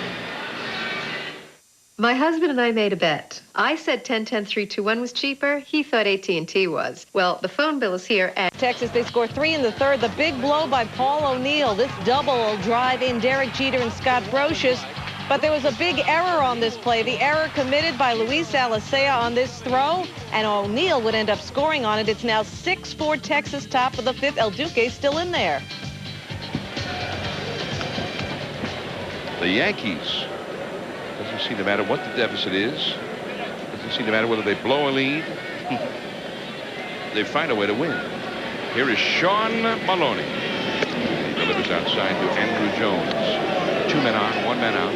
Maloney, huge, 6 feet, 7 inches tall. 27 years of age.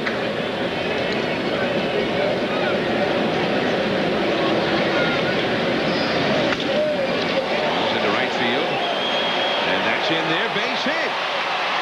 Another run scores. Chipper Jones is in. Galarraga to third. 9-6 Atlanta.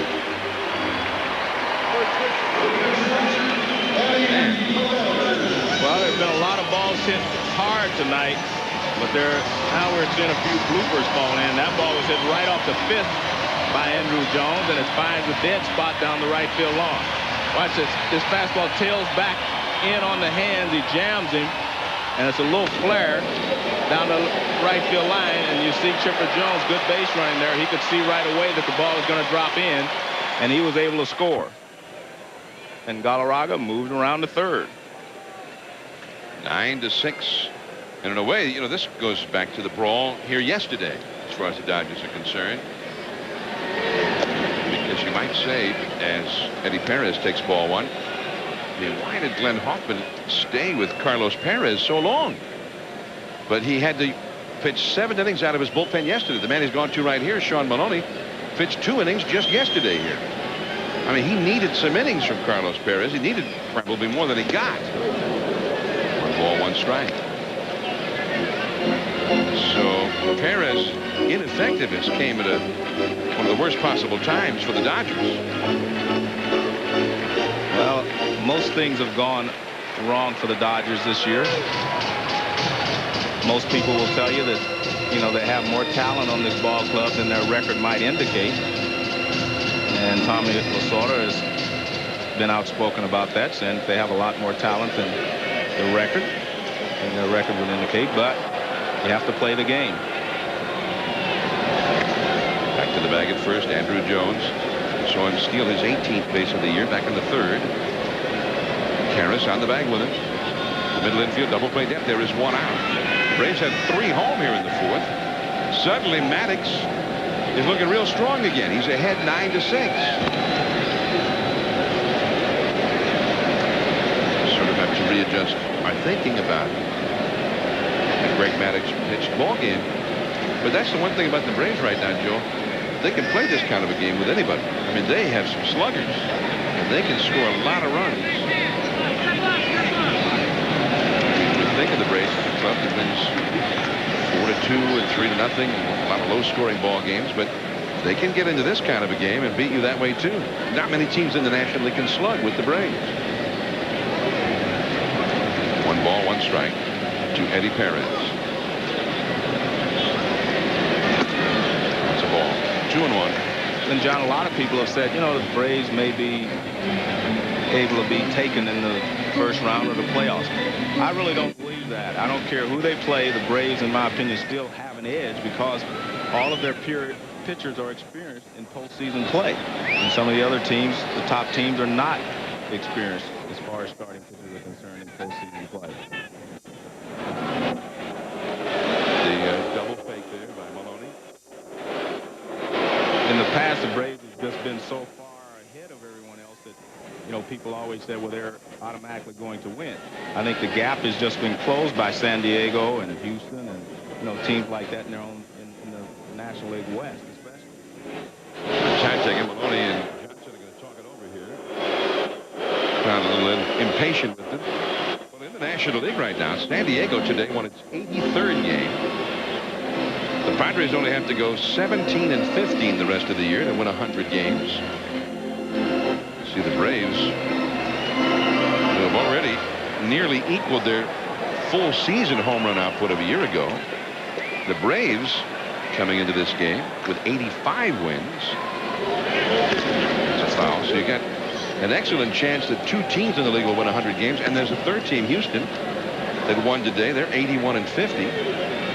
So if they went 19 and 12 the rest of the way, they win 100 games. That would be something to have 3 teams over 100 wins, and it certainly would spice the playoffs to have 3 clubs who played that well all in there together. But I still think the Braves would rather not play Houston in the first round. Good changeup. Changeup or a splitter or something. That one disappeared up there. 2 down. Of course, the Braves, as you mentioned, Joe, I mean, they're just good every year, but they've been getting better. And you see 1998, I mean, they've been awfully good at this point each of the last 3 years, but this is the best of all at this point. They won over 100 games last year. 1993, they won 104 games. I think the fans here in Atlanta are jaded to that. I don't think they really appreciate how good this Atlanta club is year in and year out. Grzelcyk to Eric Young at second, forcing Andrew Jones, and that ends the inning. 3 more runs for Atlanta. They've scored in every inning. We're going to the 5th inning. Sheffield, Karras, and Bonilla. Karras has got 2 home runs against Maddux. 9-6 Atlanta. 9-6 Atlanta. We go to the 5th inning. And the power is going to be up for the Dodgers again. I mean, they've been up every inning, it seems, starting in the 2nd. Sheffield, Karras, and Bonilla coming up here. Sheffield hit the first pitch of the 2nd for a home run. In the 3rd, he walked and scored on Karras' 2nd home run. A little bit low on the outside. And Karras, who's homered in both of his at-bats, is on deck. Gary Sheffield.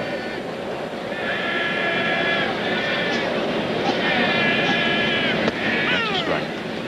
1 ball and 1 strike. Now, Maddux got through the 4th inning with only 8 pitches, retiring the side in order. Finally got his first ground ball out of the game.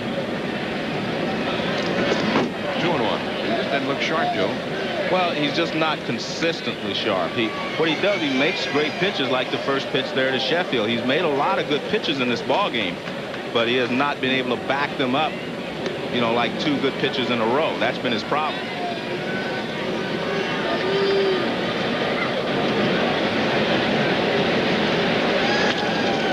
Hit hard into left field, and that one is over the head of Bautista. He plays the carom beautifully. Sheffield is heading for second. The throw.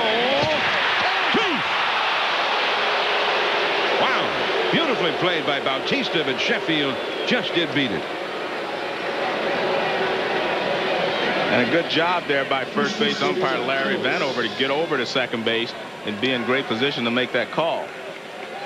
Mark Hirschbeck, the second base umpire, went out to make sure the ball was not touched by an outfielder. That pitch is down, but I mean, Sheffield just rips it. I mean, this is a line drive that's just too hard for Bautista to get back there. He makes a fine throw, but Sheffield was hustling all the way, and he gets into second base. Watch, you'll see that he slides in safely. The umpire right there on top of the plate. Now Karras. He has already homered twice. Takes a fastball to strike. He homered to right field in the second. And he launched a 3-run shot to extremely deep left center his last time. I don't think he could believe that pitch. That was another high fastball from Maddux. 0-2. That's more Maddux-like, getting the pitch over the outside edge. But the first pitch was a high fastball, and Karras took it. This has equaled his career hit total against Maddux tonight at 2 at-bats. Just off the outside. So Karras really the pitch to hit with the first one in this at-bat. Yes. Well, he's jumped on the first high pitch he's seen in the other 2 at-bats. But I think he was looking for something else. He just did not feel like Greg was going to make a mistake again. That is a fair ball into the right field corner. And maybe that's the one he was looking for all along. And the ball gets away from the right fielder, Gerald Williams. As Sheffield scores, Karras goes all the way to third. It is 9-7. Atlanta is still leading, but Greg Maddux is still getting clobbered. Well, the pitch was away, but watch, it doesn't sink a lot. Looks like it's just a fastball away. Karras is late on it and hits it down the right field line. Now watch, let's see what happens. The ball gets past Gerald Williams. They call it a double and an error. You see him trying to play the carom. That's a pretty tough carom there. Here's Bobby Bonilla. Called a strike to the inside. He has walked and scored a run. It is flied out to center. The infield back. Now Bonilla can get an RBI with a ground ball to the right spot. For the first time, the Braves bullpen is going to get busy. Just a bit inside. 1 ball, 1 strike. Bobby Bonilla, he had off-season surgery on one wrist. And now the other hand is giving him some trouble. And he thinks perhaps overcompensating for the wrist that was recuperating. And he got a shot in his wrist a couple of days ago so that he could get back into the lineup. See, he's got both of them bandaged. 1 ball and 2 strikes to Bonilla. Grzelcyk on deck. Changed up out there. 2 balls, 2 strikes. In the bullpen, Russ Springer, a right-hander, has started to warm up. The outfield around toward left. Against Bonilla. Oh, now that is Greg Maddux. Great movement on that pitch. And it's just hard for a left-hander to handle that pitch because it starts off the plate inside. You just say, well, it's inside, but the ball moves back. Watch the movement on this pitch. Inside, inside. Now all of a sudden it moved back over the inside corner, and Bonilla knows it, and he just kind of walks away. Mark Grzelcyk, 2 for 2. Now Chipper Jones moves in at third, so if a ground ball is hit to third base, he will come home. Maddux right on the edge. Strike 1. Chipper Jones was talking about Greg Maddux. He faces Greg Maddux every spring in batting practice, early in the spring. He said, you know, when the hitters are still just real behind the pitchers who've been in camp for a few days already. And he says, as far as he can recall, he's about the only regular every year who actually goes in and faces Maddux. Nobody wants to face him because he makes him look so bad. And he says he's really got the movement going early in the spring.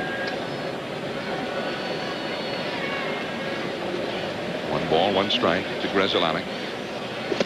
Oh, now that's the Maddux changeup, and it disappeared.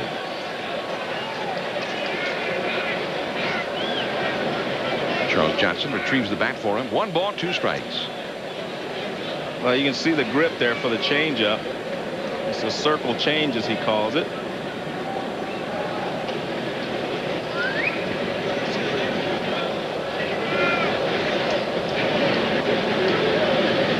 One ball, 2 strikes, the count to Grzelcyk.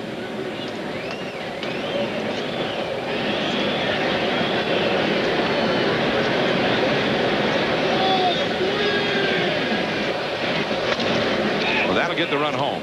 Well, maybe not. And the throw, he is out. Perez thrown out by Graffinino.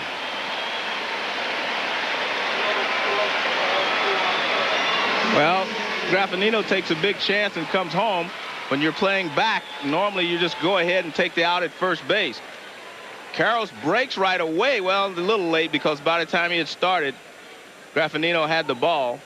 And not a good throw by Graffinino, but a good job by Perez to come up with this ball and dive and block the plate. Watch, he doesn't give Karros any place to go. Nice play by Perez. Watch him. He gets the ball now. When he just falls in front of the plate, there's no way that Karros can get by him without being tagged. So good job there by Perez, and Graffinino made a good play. Although we can see the point as to why he probably should have just thrown the ball to first. Right.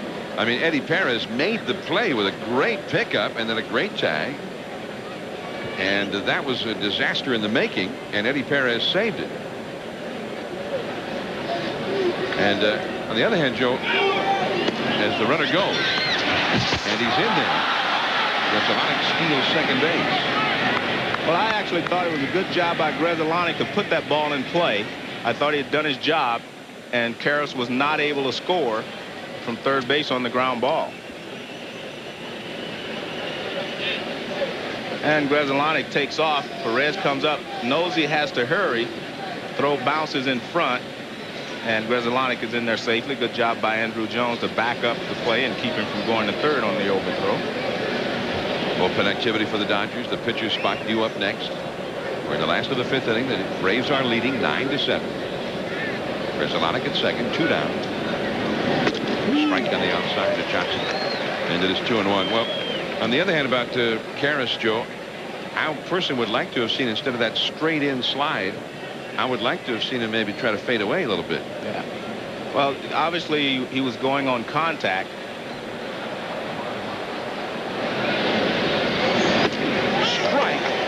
On the outside, and that's the kind of call that hitters always complain about, Maddux or Glavine pitching. Yeah, Charles Johnson was called out his last at bat on a similar pitch, and Charles says that pitch is off the plate. Even though it moved back toward the plate, he felt like it still was off the corner. 2-2. 3-2. And smart as he is, Greg Maddux goes right back out there. He was trying for the same pitch. Mark Guthrie up in the bullpen for the Dodgers. So if Johnson reaches here, the Dodgers will probably pinch hit for Maloney. Struck him out. Took a little something off that one and got it. Maddux has given up 7, but he's leading 9-7 Atlanta. Atlanta Braves 9, Dodgers 7. Last of the 5th inning coming up. ESPN Monday Night Countdown. Join Mike Tirico and Sterling Sharp as they take a look at the preseason and final preparations for the regular season kickoff tomorrow night at 7:30 Eastern Time. Then it's Monday Night Football at 8 Eastern on ABC Sports. It's NFL preseason action. Green Bay takes on Denver in a rematch of Super Bowl 32. John Elway leading the defending champion Broncos against Brett Favre and the Packers. Monday Night Football on ABC from Mile High Stadium in Denver tomorrow. Tony Graffinino face Sean Maloney. And Greg Maddux due up next, but Ozzie Guillen has come out of the on-deck circle. So Maddux has labored through 5 tortured innings, and I think he is going to be shown some sympathy. But he got his helmet on here, so maybe it depends on whether Graffinino gets on base. Yeah, Graffinino doesn't get on. Maybe Maddux will hit. Well, if Graffinino gets on, I think he may bunt him over. I think that's why he has his helmet on. So you think he's finished one way? Yeah, I think he's finished, but I think because how many pitches does he? 88. 88. Well, maybe not. 88 is not. I know Bobby Cox does not let his guys labor, 120, 140 pitches. First for Maddux, 88 in only 5 innings. I mean, those are 88 tougher pitches than he usually throws. Yeah, tough 88. It's the distress factor. 7 runs allowed in 5 innings. First time that Maddux has given up 7 runs in a game in more than 2 years. Oh man, what was that pitch? 2-2 the count. See, I learned how you have to talk to umpires, Joe. Where was that? Oh, see? It's a question. Too low. And it is 3-2. Carlos Perez gave up 9 runs tonight, 8 earned runs. The 8 earned runs allowed by Perez ties his career worst. That is strike 3 call. Not sure what that pitch was or what he was trying to do with it. I don't think he did what he wanted to do, but it worked. And Ozzie Guillen is going to hit for Maddux. Ladies and gentlemen, your attention please for the Braves. Now batting for the pitcher, Maddux. Well, here's the pitch. Looks like kind of a screwball, and Maddux was going to hit. If he's on base, he's going to bunt him over. But now he sees strike 3. That means I'm out of the game. But he was going to bunt him over if he would have gotten on base. Ozzie Guillen. High and foul off to the left. Ozzie Guillen was a man without a job. The White Sox cut him loose after last year. You're going with the rookie, very promising young guy, Mike Caruso, hitting over 300. The Orioles had him. He had only 18 at-bats in Baltimore. They released him. Picked up by Atlanta, and he has been a great pickup for Atlanta. He's hit .274. Giving him some excellent shortstop play and some real experience off the bench. Back out of play. 1 ball, 2 strikes.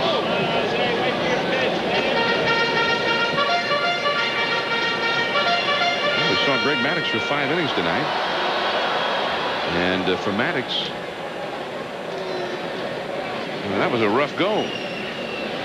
3 home runs for the first time in his career. Allowed consecutive home runs back-to-back for the first time in his career. Yeah.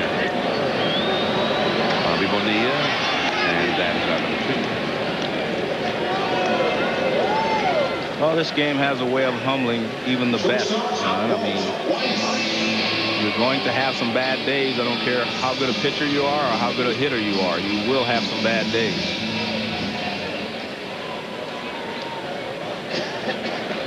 Gary Sheffield, he's made a few pitchers have some bad days. Tonight, a homer, a walk, and a double. 3 runs scored against Greg Maddux. Walt Weiss, 8 strike. Batting left-handed now. Greg Maddux, when he broke into the big leagues back in 1987, his first full year, he was 6-14 with the Cubs. At a 5.61 ERA. Chris Maddux had never experienced anything quite like that ever since. Another interesting note that they came up with on Maddux, since 1991, back before he was an Atlanta Brave, in games where his team has gotten 5 runs or more in support of him, his record is 78-2. That one is whacked deep into center, but Mondesi. That's the end. Good work by Sean Maloney. Retired 5 in a row. He's due to lead off. We'll see. Braves lead 9-7.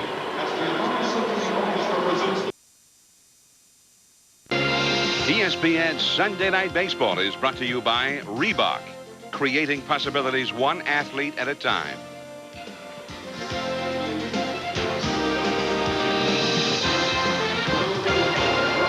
The Wagner pitching summary, and it's not pretty. You might, if you have children sitting with you, have them leave the room. Carlos Perez, 9 runs in 3 1/3 innings. Greg Maddux, 7 runs in 5 innings. I mean, the Dodgers did something that nobody does to Maddux, and they're trailing. And that is a bad year. Well, we talked about, you know, how interesting we thought this matchup was going to be. Yeah, we had no idea how interesting. Roger Cedeno pinch hitting for Carlos Perez. Let's see, Perez is already out of the game. Maloney pinch hitting for Maloney. And Russ Springer on to do the pitching for Atlanta. Ball, nice pickup. 1 away.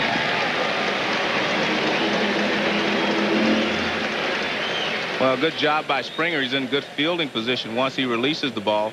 And most of the Braves pitchers are like that because they're not overpowering pitchers. Smoltz is the only one that really drives hard off the mound, so he may be not in good fielding position on occasion. But see right there, he stays right there because he's not a hard thrower. Breaking balls and off-speed pitchers will be in good fielding position. Well, connectivity for the Dodgers, meanwhile. They'll have to bring somebody else in the last half of this inning. Eric Young, 0 for 2 with a sacrifice fly, standing in. Springer had a pretty impressive year last year with Houston. Caught by Gerald Williams. 2 men down here, and let's get an update now from Linda Cohn. John, Yanks are clawing back against Texas. Tino Martinez going deep off Rick Helling, number 22 for Tino. Brocious and Posada also have gone deep in this game. Paul O'Neill with a 2-run double. It's now 7-6 Texas. Thank y'all. Tino Martinez, another 100 RBI year. He's getting it's beginning to be a regular thing with him. And the Yankees are starting to have that mystique about them. It doesn't matter how many runs you are ahead, you can't feel comfortable. You know that they will come back. And when that happens, a lot of teams, when they're ahead, they're playing a little afraid. The batter, Jim Eisenreich, 1 ball, 1 strike. Well, last night, Juan Gonzalez hit 2 homers, drove in 5. The Rangers scored 9 runs. David Cohn got clobbered. But the Yankees scored 12, and they beat him 12-9. And plus, you know, tonight's starter for Texas, Rick Helling, 15-game winner the last time he faced the Yanks. He pitched a 3-hitter for 8 innings, gave up 2 runs, and he lost that one 2-0. El Duque pitched a 2-hitter and struck out 13 that day. What are you going to do? They got great pitching and they didn't beat him. Last night they got great offense and didn't beat them. Tonight they got great offense and a huge early lead, and they're only ahead by 1 now. Here is Antonio Osuna warming up in the LA bullpen. Top of the 6th. The Braves lead 9-7. Springer last year with the Houston Astros pitched 55 1/3 innings and had 74 strikeouts. This guy throws hard. Big breaking ball. I think a pretty good pickup for the Atlanta Braves. He was with the Arizona Diamondbacks. They sent the young lefty Alan Embry out there to Arizona for him. Springer has not pitched all that well though for the Braves. A 5.65 ERA since being acquired. Now Raul Mondesi. He is the possible tying run.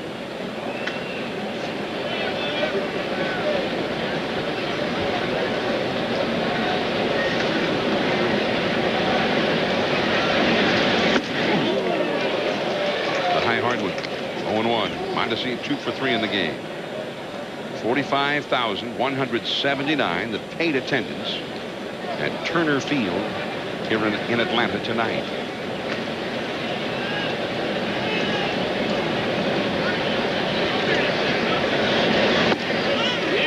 Greg Maddux has pitched so many gems this year and every year. Often the fans have long since gone home in a Greg Maddux pitched ball game with Maddux and the Braves already winning. You know, Maddux throws one of those 85-pitch complete game efforts. But not tonight. 5 runs, or rather 5 innings, and 7 runs allowed. And things happen to Maddux tonight that have never happened to him in his big league career. And maybe they'll never happen again.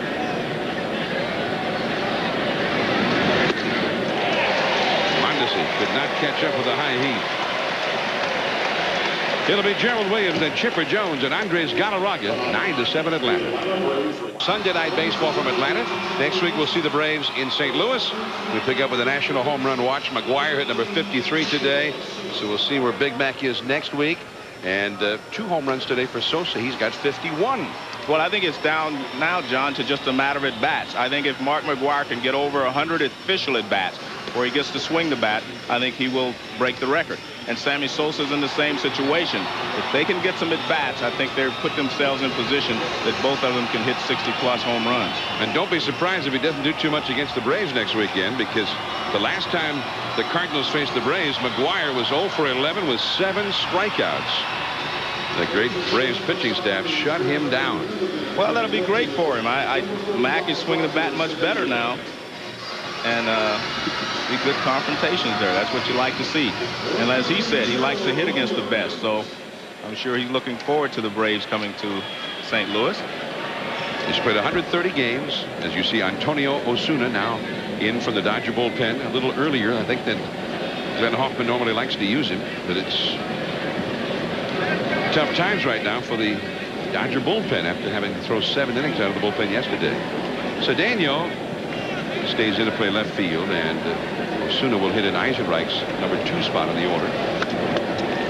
High slider fouled away by Gerald Williams, who will be followed by Chipper Jones and then Andres Galarraga. We are in the 6th inning. Sean Maloney went an inning and 2/3, no runs, 1 hit allowed. Osuna, the 3rd Dodger pitcher. Fastball into right center field. Into the alleyway. Maddux is going to have to chase it all the way back to the wall. Heading for 3rd is Williams. And he will make it standing. A triple.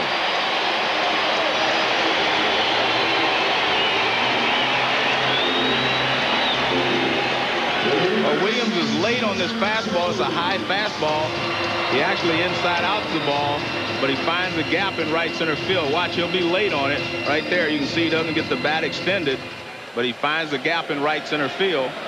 And by the time Maddux is able to run it back, get it back in, Williams is at 3rd with a triple.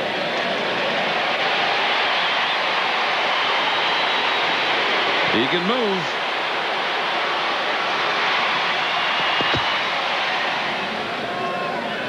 Now Chipper Jones, the infield in halfway.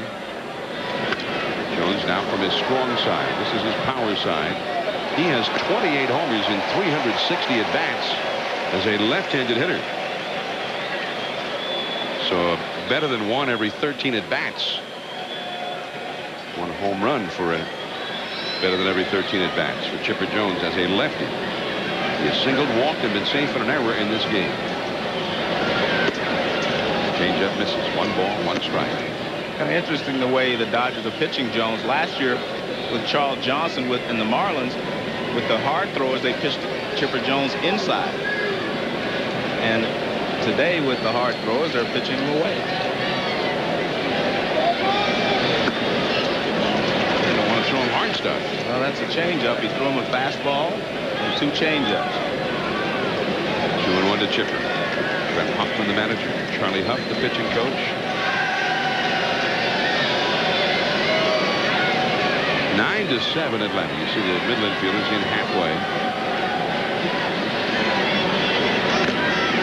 Fastball to the outside. Jones fouled it straight back. 2 balls, 2 strikes. By the way, McGuire with his 53rd homer today. Getting back to that for a moment. 130 games played. So he's got 32 left. Sosa, 51 homers in 130 games. Maris, back in 1961, had 51 homers through 130 games.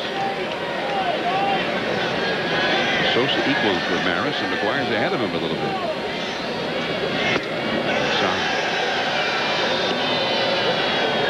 Pittsburgh had 2 consecutive sellouts this weekend in advance with McGuire coming in. That's the first time since they moved into Three River Stadium that they sold out 2 consecutive games like that. Here are the numbers we're telling you about. Maris, McGuire's a couple of home runs ahead of him.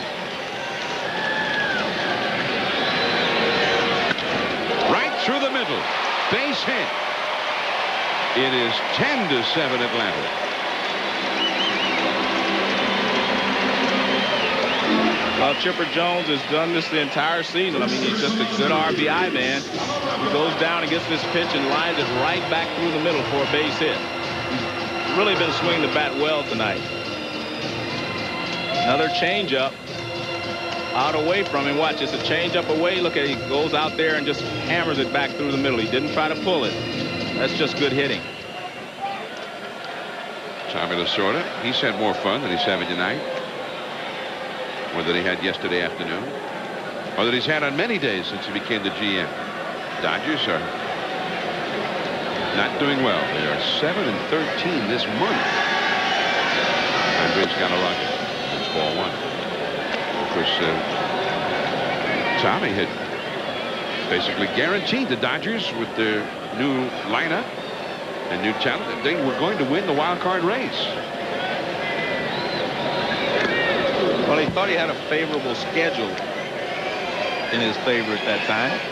They were playing well. They were on the road, and they were going home after that to face the same teams that they played well against on the road, and he thought they were going to make up some ground, but did not happen that way. Well, they were in Montreal for 3 games right after they had made the trade with the Expos. Then they were going to go home to face Pittsburgh for 3 and Florida for 3. A 9-game stretch that seemed real favorable for them. Good slider. 1-2 to Galarraga. But in those 9 games where they were supposed to turn the schedule around, it turned around on top of them. They went 3-6 in those 9 games. It was Eric Karras, Eric Young, and Sheffield, and a lot of them have been saying this week, say, hey, we can't even talk about the wild card race. We got to talk about just trying to win a game here. 2-2. They definitely have talent on this ball club. They just have not been able to put things together. I mean, look, as we look at them now, I mean, Mondesi, one of the outstanding young talents in the game. Sheffield, just one of the most fearsome sluggers. Karras, great RBI man. I mean, look what they did to Maddux tonight. Nobody's done that to Maddux. Charles Johnson, one of the outstanding catchers in the game. Eric Young did a great job as their leadoff man, 36 steals. But the wins have not been there. And this club, which has been labeled as an underachieving club the last 2-3 years, this year it's been worse than that. The runner was going on the play, and Chipper Jones steals second as Galarraga strikes out on the slider. 1 away, Chipper Jones with his 13th steal. Galarraga's proven that he can hit the fastball in. That's a breaking ball. Johnson couldn't handle it, and he becomes a strikeout victim for the first out here in the 6th inning. Andrew Jones now 3 for 3 with an RBI, 2 runs scored, and a steal. Andrew played soccer and basketball mostly in school in Curacao. The slider is belted high and deep into left center. Mondesi at the edge of the warning track, tagging Chipper Jones, makes it to third.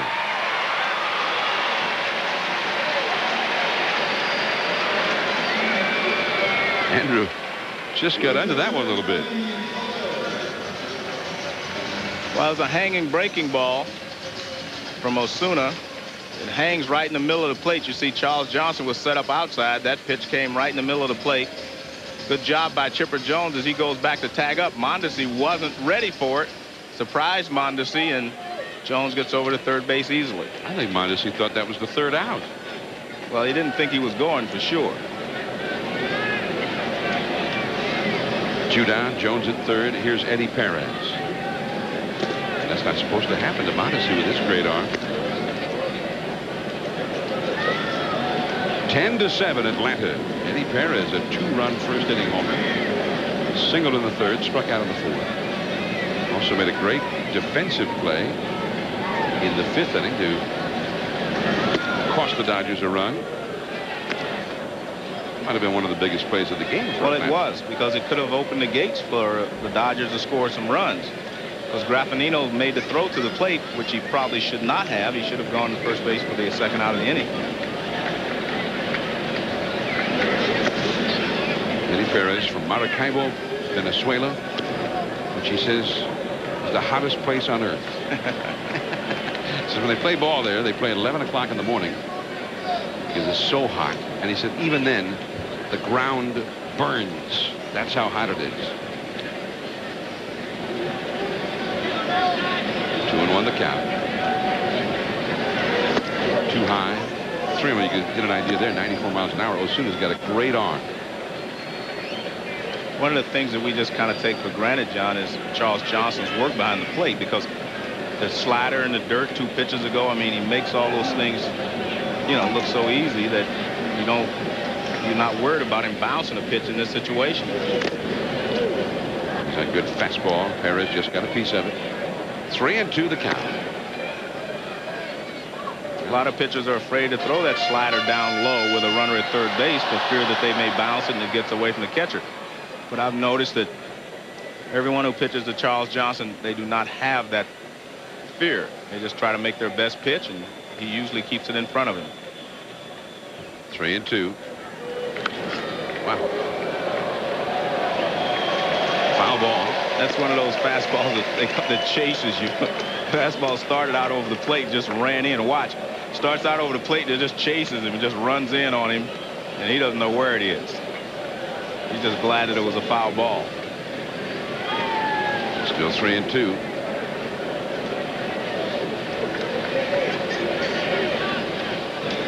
Chipper Jones at third. He knocked in a run here.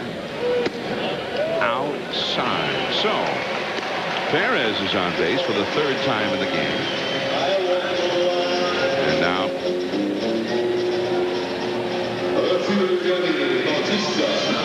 the batter will be Daniel Bautista.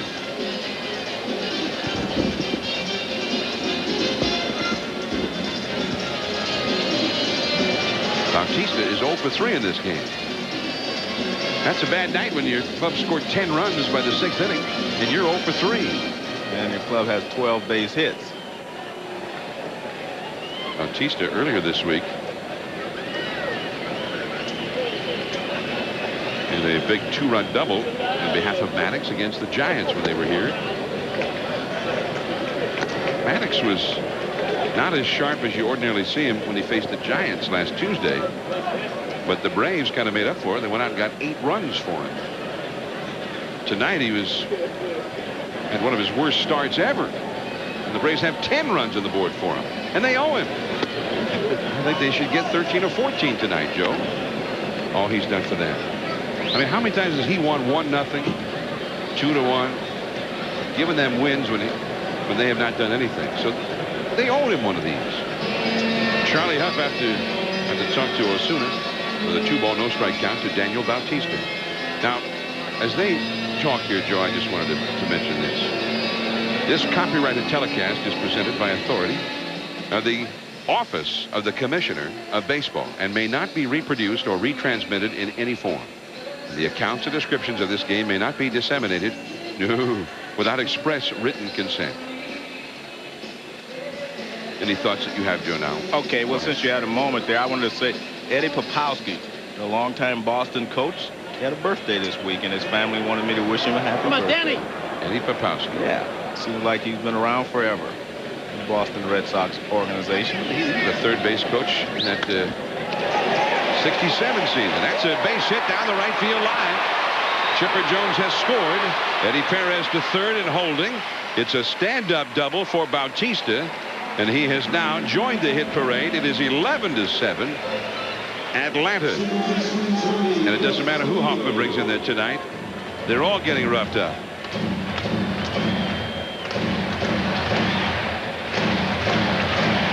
Well, Osuna Throws a fastball. It's supposed to be away. It moves back over the middle of the plate. And Bautista flips it down the right field line for a base hit. Chipper Jones scores his 3rd run of the ball game. And the Braves have 11. 11-7, and we're in the 6th inning. Runners at 2nd and 3rd, 2 down. Raffanino ended his 0-1. Springer, the pitcher, would be due up next, but the Braves bullpen is busy. And Michael Tucker is out of the on-deck circle. Just in case. Hung a slider there, but Raffanino fouls it off to the right. Well, this is not the Osuna we're used to seeing, and this guy's got outstanding stuff. But he is not sharp at all. He was the guy who was very disappointed. It is El Presidente, Dennis Martinez, who was up in the Atlanta bullpen. Osuna thought he should be the closer. And was very disappointed when they acquired Jeff Shaw from Cincinnati. And that's the pitch they've been trying to make all through the inning. The inning is over. 2 more runs for Atlanta. They lead 11-7. Sheffield, and then the 2-homer man, Eric Karras and Bobby Bonilla, coming up. Atlanta leading the Dodgers. Here we go to the 7th inning. Gary Sheffield, Eric Karras, and Bobby Bonilla. And these guys have really produced tonight big time. Well, they've been hot tonight, and Gary Sheffield especially, and Karras, they've really swung the bats well. And the important thing is that they took advantage of the mistakes that Greg Maddux made early in this ball game. Eric Karras, 2 homers, a double, and 5 runs batted in. All of that against Greg Maddux. I mean, has anybody ever had a game like that against Maddux? That's a question for which I don't have an answer. Gary Sheffield against Russ Springer. High and tight for ball 1. Sheffield had a homer, a walk, and a double against Maddux, and 3 runs scored against Greg. And it seemed like he was always getting driven in by the man behind him, Eric Karras. Back to the screen. Man, a big rip at that one. 1 ball, 1 strike. Anytime you go inside on Gary Sheffield, you're asking for trouble unless you set him up with a couple of sliders away and you get 2 strikes on him, because inside he is very, very quick. I don't think there's anyone quicker inside than he is in the entire game of baseball. In the air to shallow right. Andrew Jones. Or rather, Gerald Williams, I beg your pardon. Let's take a look at Eric Karras early in the ballgame. We're going to look at his bat track, his speed. And that's an 84-mile-an-hour slider from Maddux, and he swings the bat at 84 miles an hour and hits a home run. 89-mile-an-hour fastball from Maddux, and he swings the bat at 87. And that's the adjustments that you make on Greg Maddux. But he got the pitches up, and Karras was able to handle it. Just missing outside. Well, Karras, career record for RBIs in the game is 6. He's 1 shy of that. Although, considering that he got the 5 against Maddux, he may well consider himself 2 or 3 days ahead of the game here. I mean, he was 2 for 27 lifetime against Maddux coming into this game. The soaring pop-up. Foul.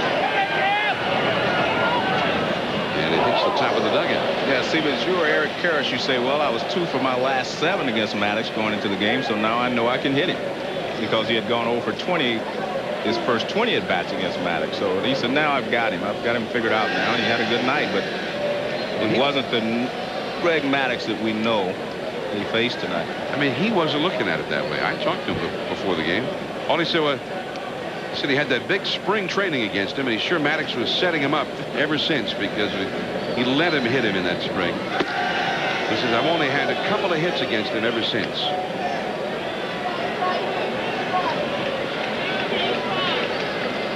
Well, maybe the 2 for 27 was Karras setting Maddux up for tonight.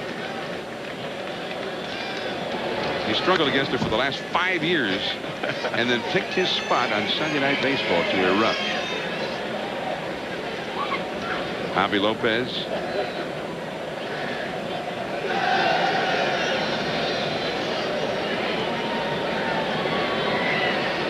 I have no idea what they're looking at, Joe. Do you? Help me here. Whacked into left field by Perez. He's hitting everything hard tonight. Right to Bautista. 2 down. Now an update from Linda Cohn. John, the Rangers have their 6-run lead back against the Yankees. The big hit, Rusty Greer, a 3-run home run. It came off of Ryan Bradley, the kid the Yankees just brought up. Welcome to the majors, Bradley. It's 12-6. And that Rusty Greer, he is quite a hitter, quite a player. 2 down, Bobby Bonilla. Ball 1. I remember last year when we had the first interleague play, the National League players who saw Rusty Greer for the first time kept saying, "Who is this guy? Man, he is good." And they didn't know anything about it. Well, he's still overshadowed to a certain extent by Ivan Rodriguez and Juan Gonzalez and Will Clark and all the players there. But he has been a very consistent player for the Texas Rangers. Bobby Bonilla has walked and scored a run. He's flied out and struck out. Facing Russ Springer, 2 down, nobody on. 11-7, Atlanta is leading. Oh, we mentioned about McGuire hitting his 53rd today. Sosa hitting numbers 50 and 51. Incredible years. However, neither one hit a home run today in a win. The 2 teams both lost. In fact, the Cubs got annihilated. Houston defeated them 13-3 at Wrigley Field. Bonilla gets the walk. A 2-out walk for Bobby Bo here in the 7th inning. That will bring up Mark Resolanek. We'll see Mark McGuire next week. The St. Louis Cardinals taking on Chipper Jones, Andres Galarraga, and the Atlanta Braves, 8 Eastern, 7 Central, and 5 Pacific. We hope that you will join us then. Just before we hit September. And Chris Maris had 51 going into September in his record-setting year. Leo Mazzoni on the phone to the bullpen. Ball 1 too high to Grzelcyk.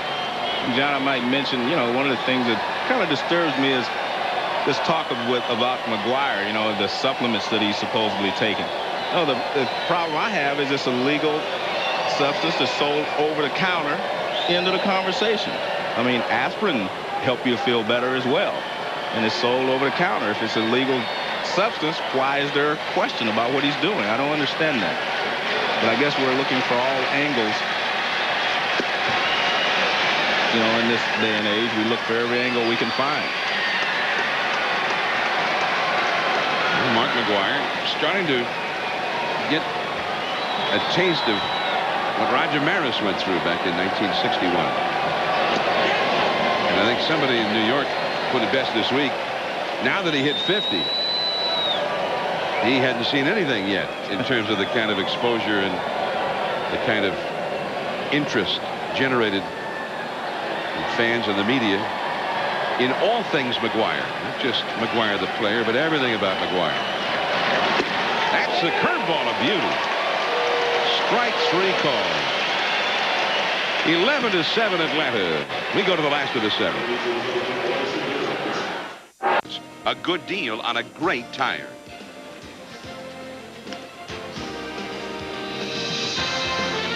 Braves 11, Dodgers 7.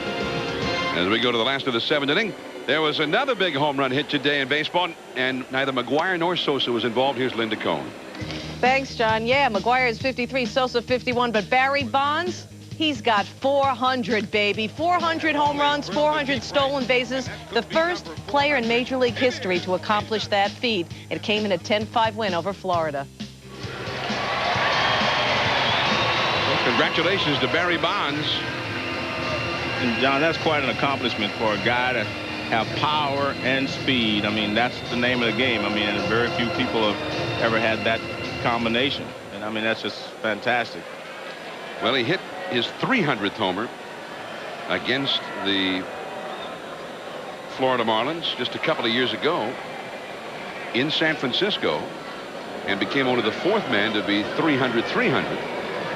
The others being Willie Mays, his dad, Bobby Bonds, and Andre Dawson, who was there that day as a member of the Marlins. And now a couple of years later, he Goes deep against the Marlins again. Kurt Ojala, 400, 400. And he may end up 500, 500. He's got that type of ability. Bonds, as we see Michael Tucker pinch hitting against Antonio Osuna, batting for the pitcher. Walt Weiss and Gerald Williams scheduled to follow. 11-7, Atlanta is leading. I think that 400, 400 is apropos for Bonds because he's got the combination of talents. He's not just a slugger, but he is a great slugger. He's not just a base stealer, although he's an outstanding base stealer. And there's very little Barry Bonds can't do in a ball game. On the changeup, Tucker lunging for it, but he fouled it back out of play. 2 balls, 2 strikes.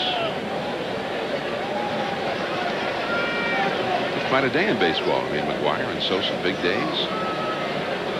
There's Dennis Martinez. It looks like he will be the man to come on for the 8th inning.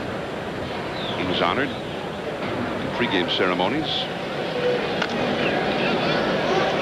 His 244 lifetime victories. 2 balls, 2 strikes. Tucker hanging tough here against Osuna, the 3rd Dodger pitcher. John, a couple of years ago, people were speculating that today's players would not stay around long enough to, reach some of those hallowed milestones like 500 home runs, 3,000 hits. And I see that, but yeah. But now look, next year, John, Tony Gwynn, Wade Boggs, and Cal Ripken Jr. can all get their 3,000 hits.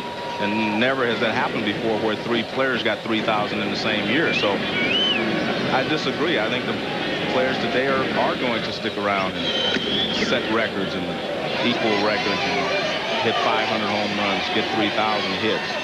I think it's it just shows the ability that the players today have. Well, look how long Nolan Ryan stayed around. Well, the players keep themselves in great shape. They work out in the off season, and I mean they keep themselves in much better shape. So their longevity is much longer than players 15 or 20 years ago. Down on strikes goes Michael Tucker.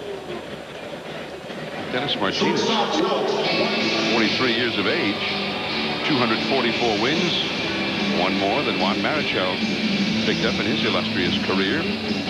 Roger Clemens, 228 career victories. And Roger is on a roll right now. He won 10 in a row. Greg Maddux has won 15 or more in 11 consecutive seasons. One of the great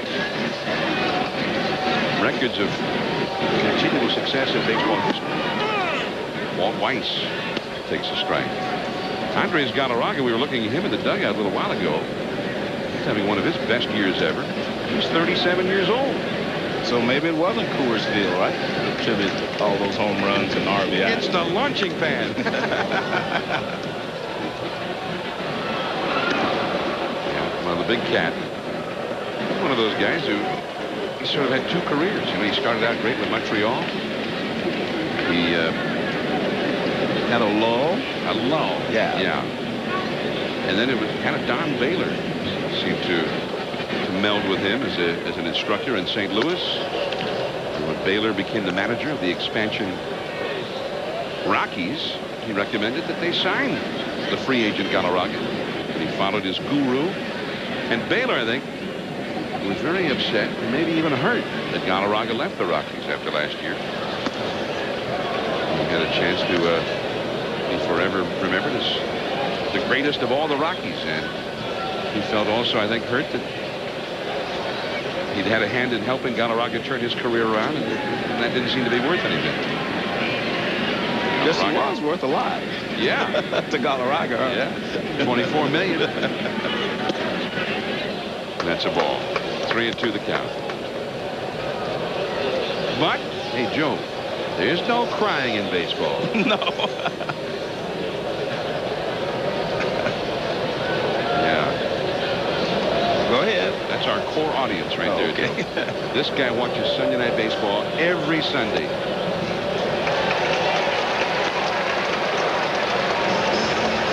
Weiss gets the walk with 1 out. Gerald Williams coming up. Well, in the past, left-handed starters have always been a problem for the Braves, and that was because Chipper Jones hits better from the left side in the past. You had Ryan Klesko, and you had McGriff. And now with Galarraga in the middle, they have changed this club around. I mean, the power in the lineup was always left-handed. Now they've added a right-handed bat to this lineup, and that's the reason you see that they're 20-6 this year against left-handed starters. Gerald Williams now. Ooh, the high hard one. A lot of people have felt that, you know, the Braves are, you know, not as good as they were in the past, and, you know, they may have problems in the postseason. I don't see that. I really do not. I think the Braves are still the team to beat in the National League. Gerald Williams has an infield single. He's had a triple. He's had 2 runs batted in, 2 runs scored. I think that Joe, against lefties in the postseason, he could be a real key for the Braves. Good. Glad you were listening. Yeah. Just kind of recapping what Joe was saying early in the ballgame for those of you who perhaps just tuned in. Because if they do face someone like Randy Johnson, you'd rather have Gerald Williams in there maybe than Michael Tucker, you know, in that situation, or even Ryan Klesko. One of them may be taken out. But I'm sure that Bobby Cox is kind of getting a game plan together. If you face the Astros, you've got not only Randy Johnson, you've got Mike Hampton. 1 ball and 2 strikes. The Mets have Al Leiter. Real tough left.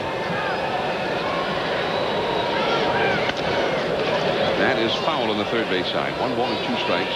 Chipper Jones is on deck. Braves are leading 11-7 in the last of the 7th. Chipper's had another fine night. A couple of hits.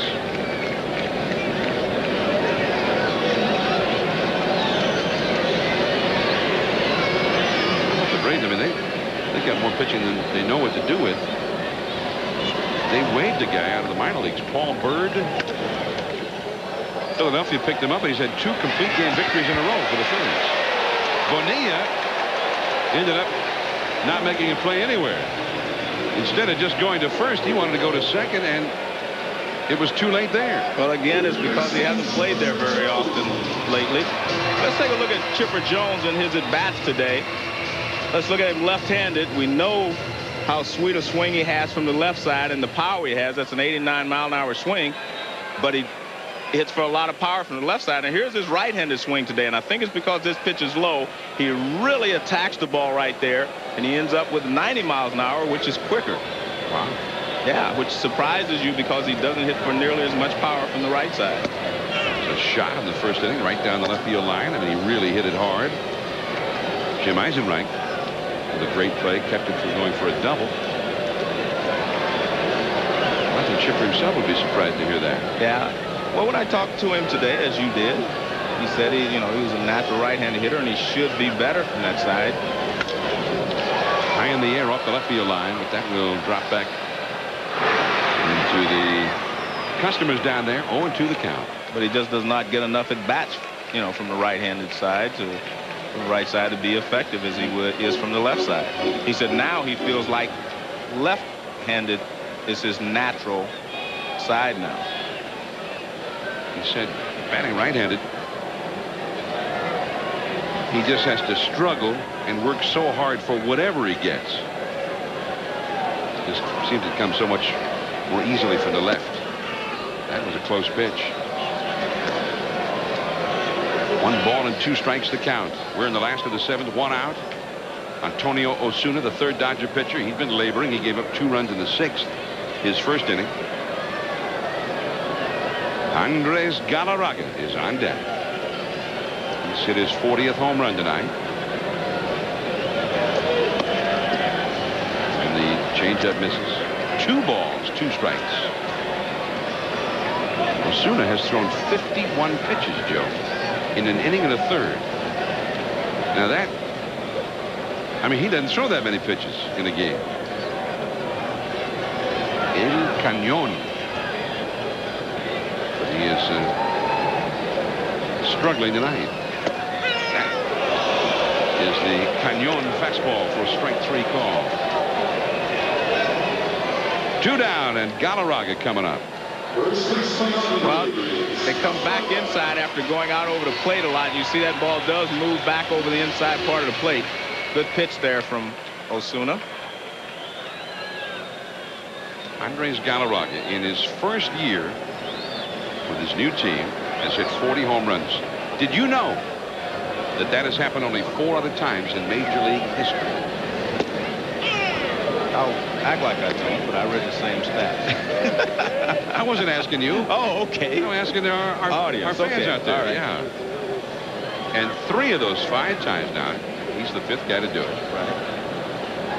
The guy has hit his 40 home runs for the Braves in his first year with the club. That's a ball outside. 1 ball, 1 strike.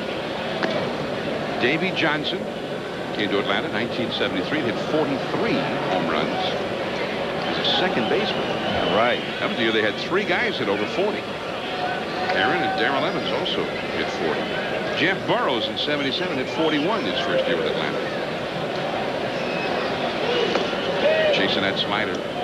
1 ball, 2 strikes. Andre Dawson, his first year as a Cub, hit 49. And Barry Bonds, his first year with the Giants, hit 46. And Galarraga, the 5th in history to do that. Walt Weiss at second. Gerald Williams at first. 2 down.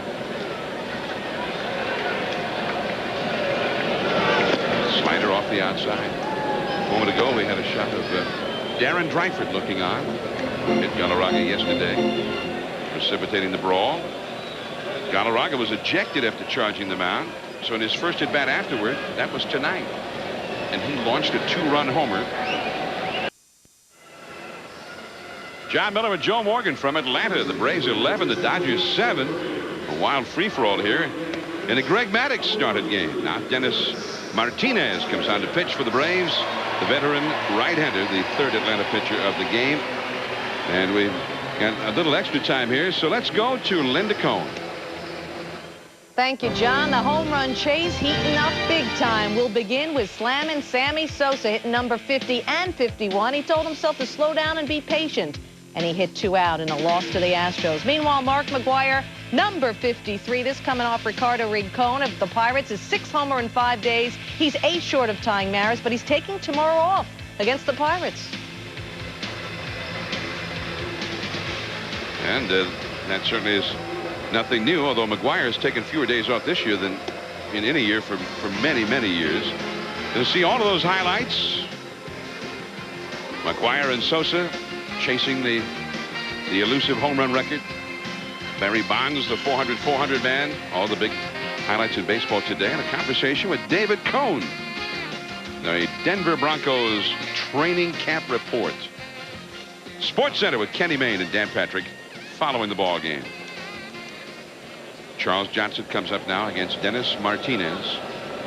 I think Dennis was very touched before the game. They had the ambassador of Nicaragua to the United States, who was part of these ceremonies before the game, and a videotaped tribute from Juan Marichal himself from the Dominican Republic.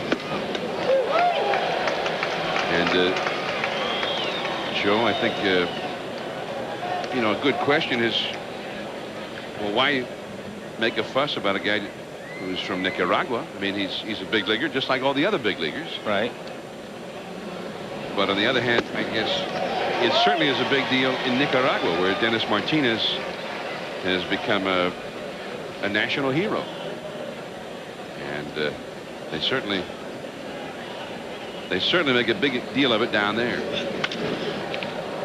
In the right field along the line. And deep by Johnson, but planted and caught by Gerald Williams. 1 away. Roger Cedeno coming up now. Here's the Gamecast in-game box score at ESPN.com on the internet. Check it out. Mondesi, Sheffield, Karras, all with big nights for L.A. Karras with 5 RBIs. Sheffield at home run. They had 3 home runs against Greg Maddux, the first time ever that he has allowed 3. And they hit consecutive home runs in the 2nd inning. Sheffield went deep. The next batter, Karras, boom, he went deep. First time that's ever happened to Maddux. And that's when Greg had a 4-0 lead to start that inning. Roger Cedeno now.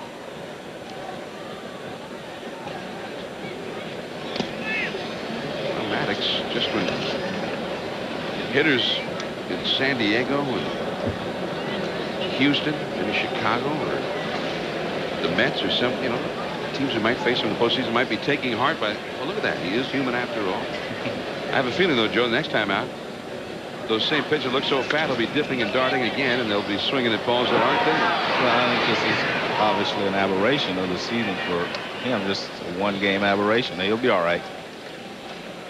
JT Snow, after he struck out a couple of times against Maddux last Tuesday, made a comment that I thought summed up Maddux very well. He said, the ball is there, you swing at it, and then it's not there. And that's the way it works with Maddux generally. But tonight, he just couldn't make the ball go to the places that he wanted to make it go. Curveball right through the legs of Dennis Martinez. Hello. So Roger Cedeno is aboard with a single, and now to the top of the order we go. Second baseman, Young. Well, good job by Cedeno with 2 strikes. He just takes the breaking ball back up the middle. Martinez has been known for his curveball throughout his career. He's always had that overhand curveball that goes straight down and right between the wickets. Eric Young now. He is 0 for 3 with a sacrifice fly.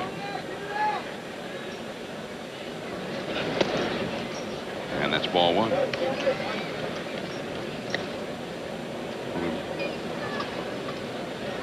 Mentioning that Mark McGwire hit his 53rd today, Joe, he becomes the 3rd National Leaguer in the history of the National League to reach 53 home runs.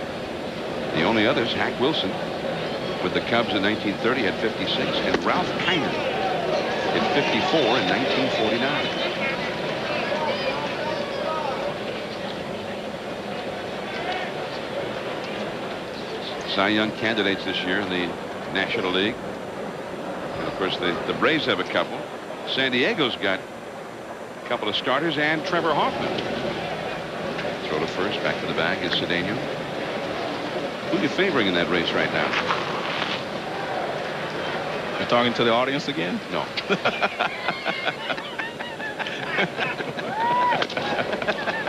Joe. They get Cedeno at second base. Walt Weiss.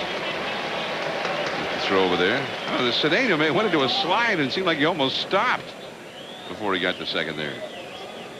2 down.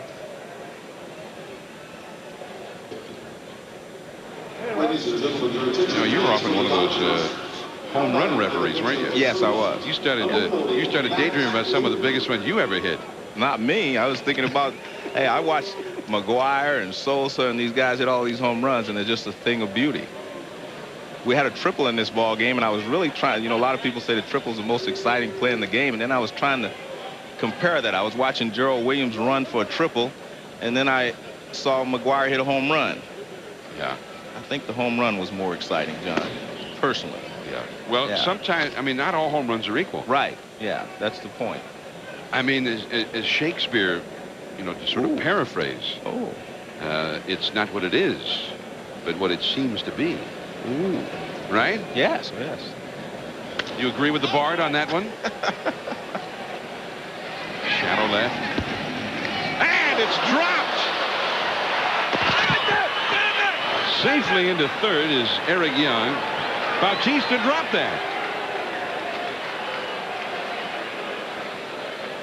And Luke ends up at second base. Well, you know what I like about that? I mean, not that he dropped it, but everyone was hustling. Eric Young, you know, got around to third base, and Luke gets into second base. There you see Bautista drop the ball, but when he comes up, everyone has been running, everyone is hustling, and there's Eric Young going into third base, and Luke goes into second. I think Bautista was sitting there thinking about McGwire and Sosa. And wondering what's more exciting, the triple or the home run. And then they hit one to him, Joe, just at that very moment. Raul Mondesi. Well, the Dodgers are given a great gift here against Dennis Martinez. Mondesi with 28 home runs stands in, and instead of the inning being over, Mondesi has a chance to make it a one-run game.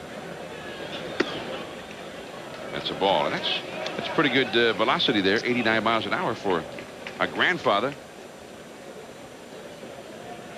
John, maybe Bautista was listening to your Shakespeare explanation. It's not what it is, it's what it seems to be. Ooh, 1 ball, 1 strike. I mean, you know, if Eddie Perez hits a home run, that's great, that's nice. Yeah.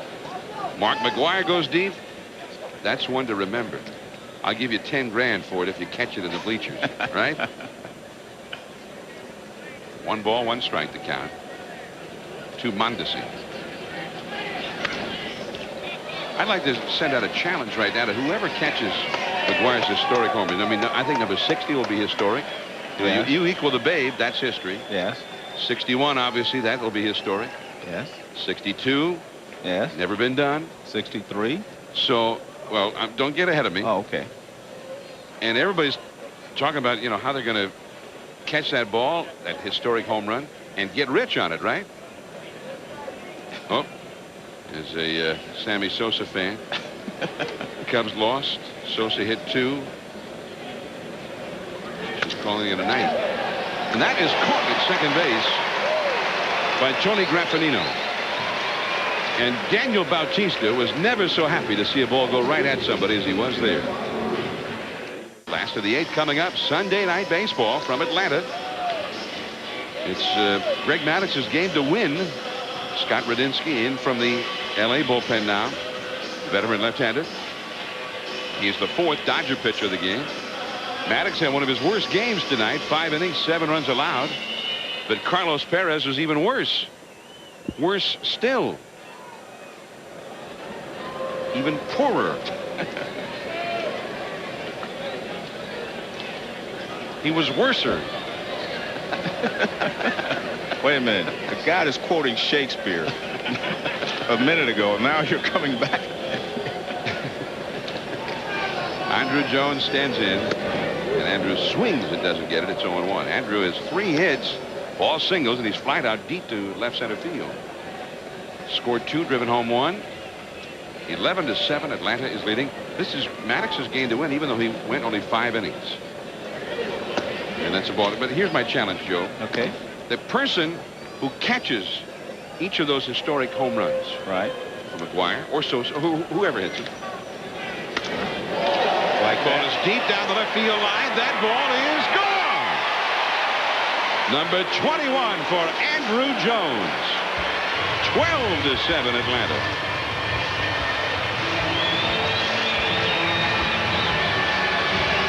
Well, maybe all the guys who want to catch that home run ball should come here to Atlanta and get their practice. I mean, the Braves are just an awesome ball club right now. That's number 174 for Atlanta. Well, it's a fastball in, and he does not get it in. At least Andrew Jones does not let it get in, and he rips it down the left field line for a home run. That's a nice view of. Well, they didn't catch it, John. Now, get back to the 60 home run. Okay, it was just, you know, the other night he hit number 50 in New York, and there was a memorabilia dealer right on site who offered the guy who caught the ball $10,000 cash right there. Right. And what I'm saying is hey, let's enjoy the game. Let's enjoy the excitement. And how about going in and first of all offering it to Mark McGwire or Sammy Sosa. And a wild throw by Bonilla. And Eddie Perez is on. Well, we've seen a lot of things we don't see that often here tonight. Well, like I said, it's just difficult for a guy. Well, that ball came back on him. He picked it up, and he's usually, one thing he does normally do well is throw well, but he's got both his wrists are bothering him. And, I mean, he usually throws the ball accurately and well. I just think that, you know, it's just tough for a guy to play the outfield and then come back to the infield and go back and forth. It's just a difficult chore. Second Dodger error, and here is Daniel Bautista. Bautista, double home run his last time. Catch that ball, you catch number 60, 62, whatever. Yeah. go in and say you want to meet McGuire and offer it back to Mark McGuire or Sammy Sosa, whoever. Maybe they give you a bat, sign a bat for you. Maybe the team will give you a season ticket. I don't know. I'm glad this is a double play. That's a double play. Yeah. But in other words, it was his moment. Get the ball back to him. He's the one who hit number 62. Okay. Show some class. That's what I'm saying. I can't agree with that, but I'm listening. I mean, in a dream world, I think that is a possibility. But if a guy is standing there, going to give you $10,000 for number 50, I think there are going to be people there with bigger checks for number 60. Graffinino, the hitter, but yeah. Well, it's like a guy at the ballpark winning the lottery. Yeah, but I think you're missing the point here. You have a chance. No, I think you're missing the point. You have a chance to show some class. Oh, okay. And get the ball back to its rightful owner. I'm just throwing down a challenge, Joe. We go to the ninth. Sheffield coming up.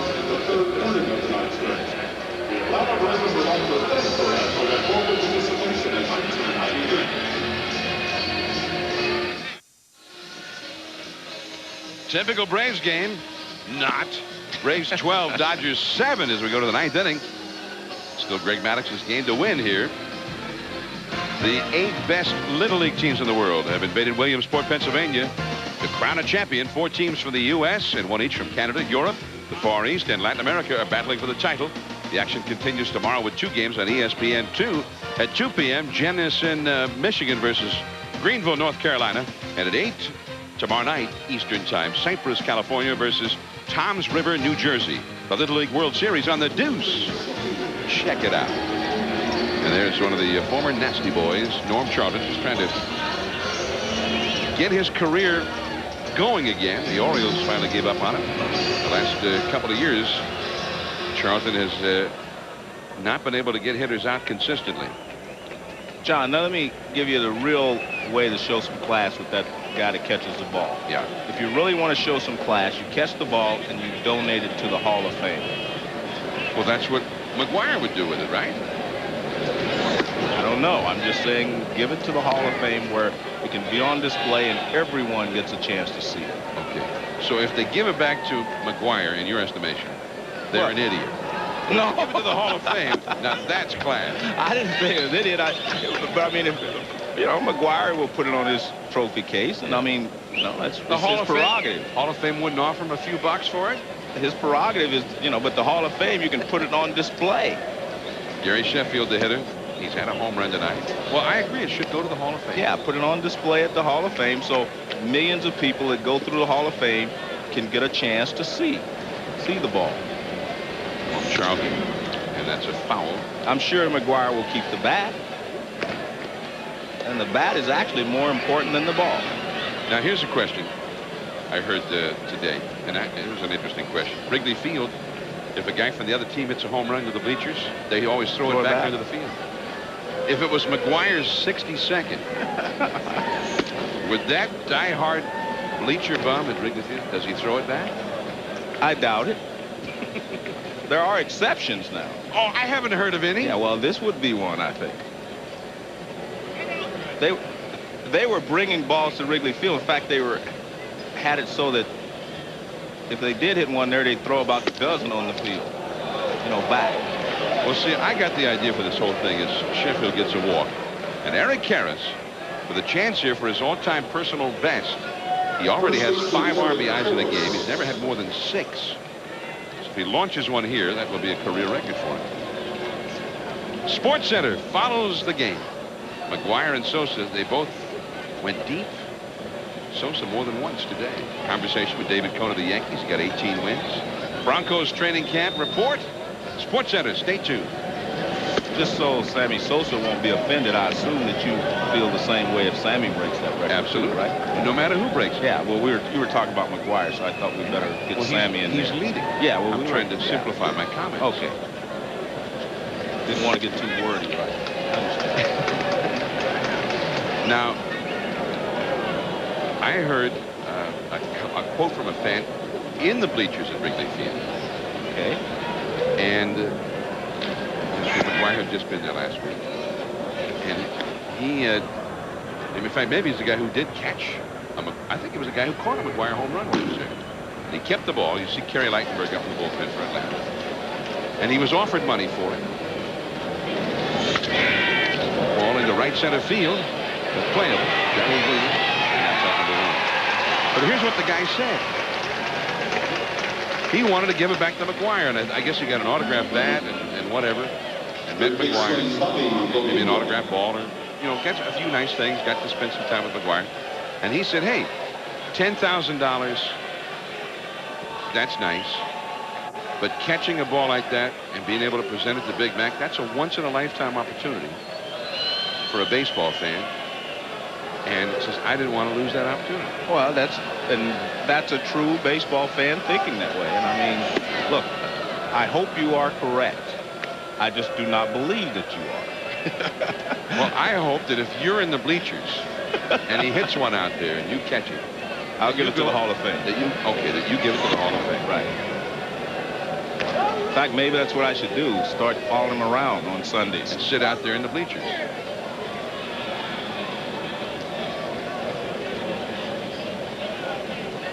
Two and 0 the count to Bobby Bonilla. Slams that one foul down the left field line. 2-1. Bonilla 0 for 2 with 2 walks. Maybe, John, next week when we do the game in St. Louis, you want to do it from the left field bleachers? Yes. Okay.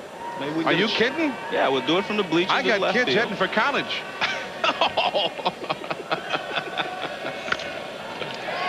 Chipper Jones gets one there. Back to first. It's a double play. And this one is over. And Greg Maddux wins his 17th. The Braves, I thought they owed him one. And they got it for him. So Atlanta continues on its roll.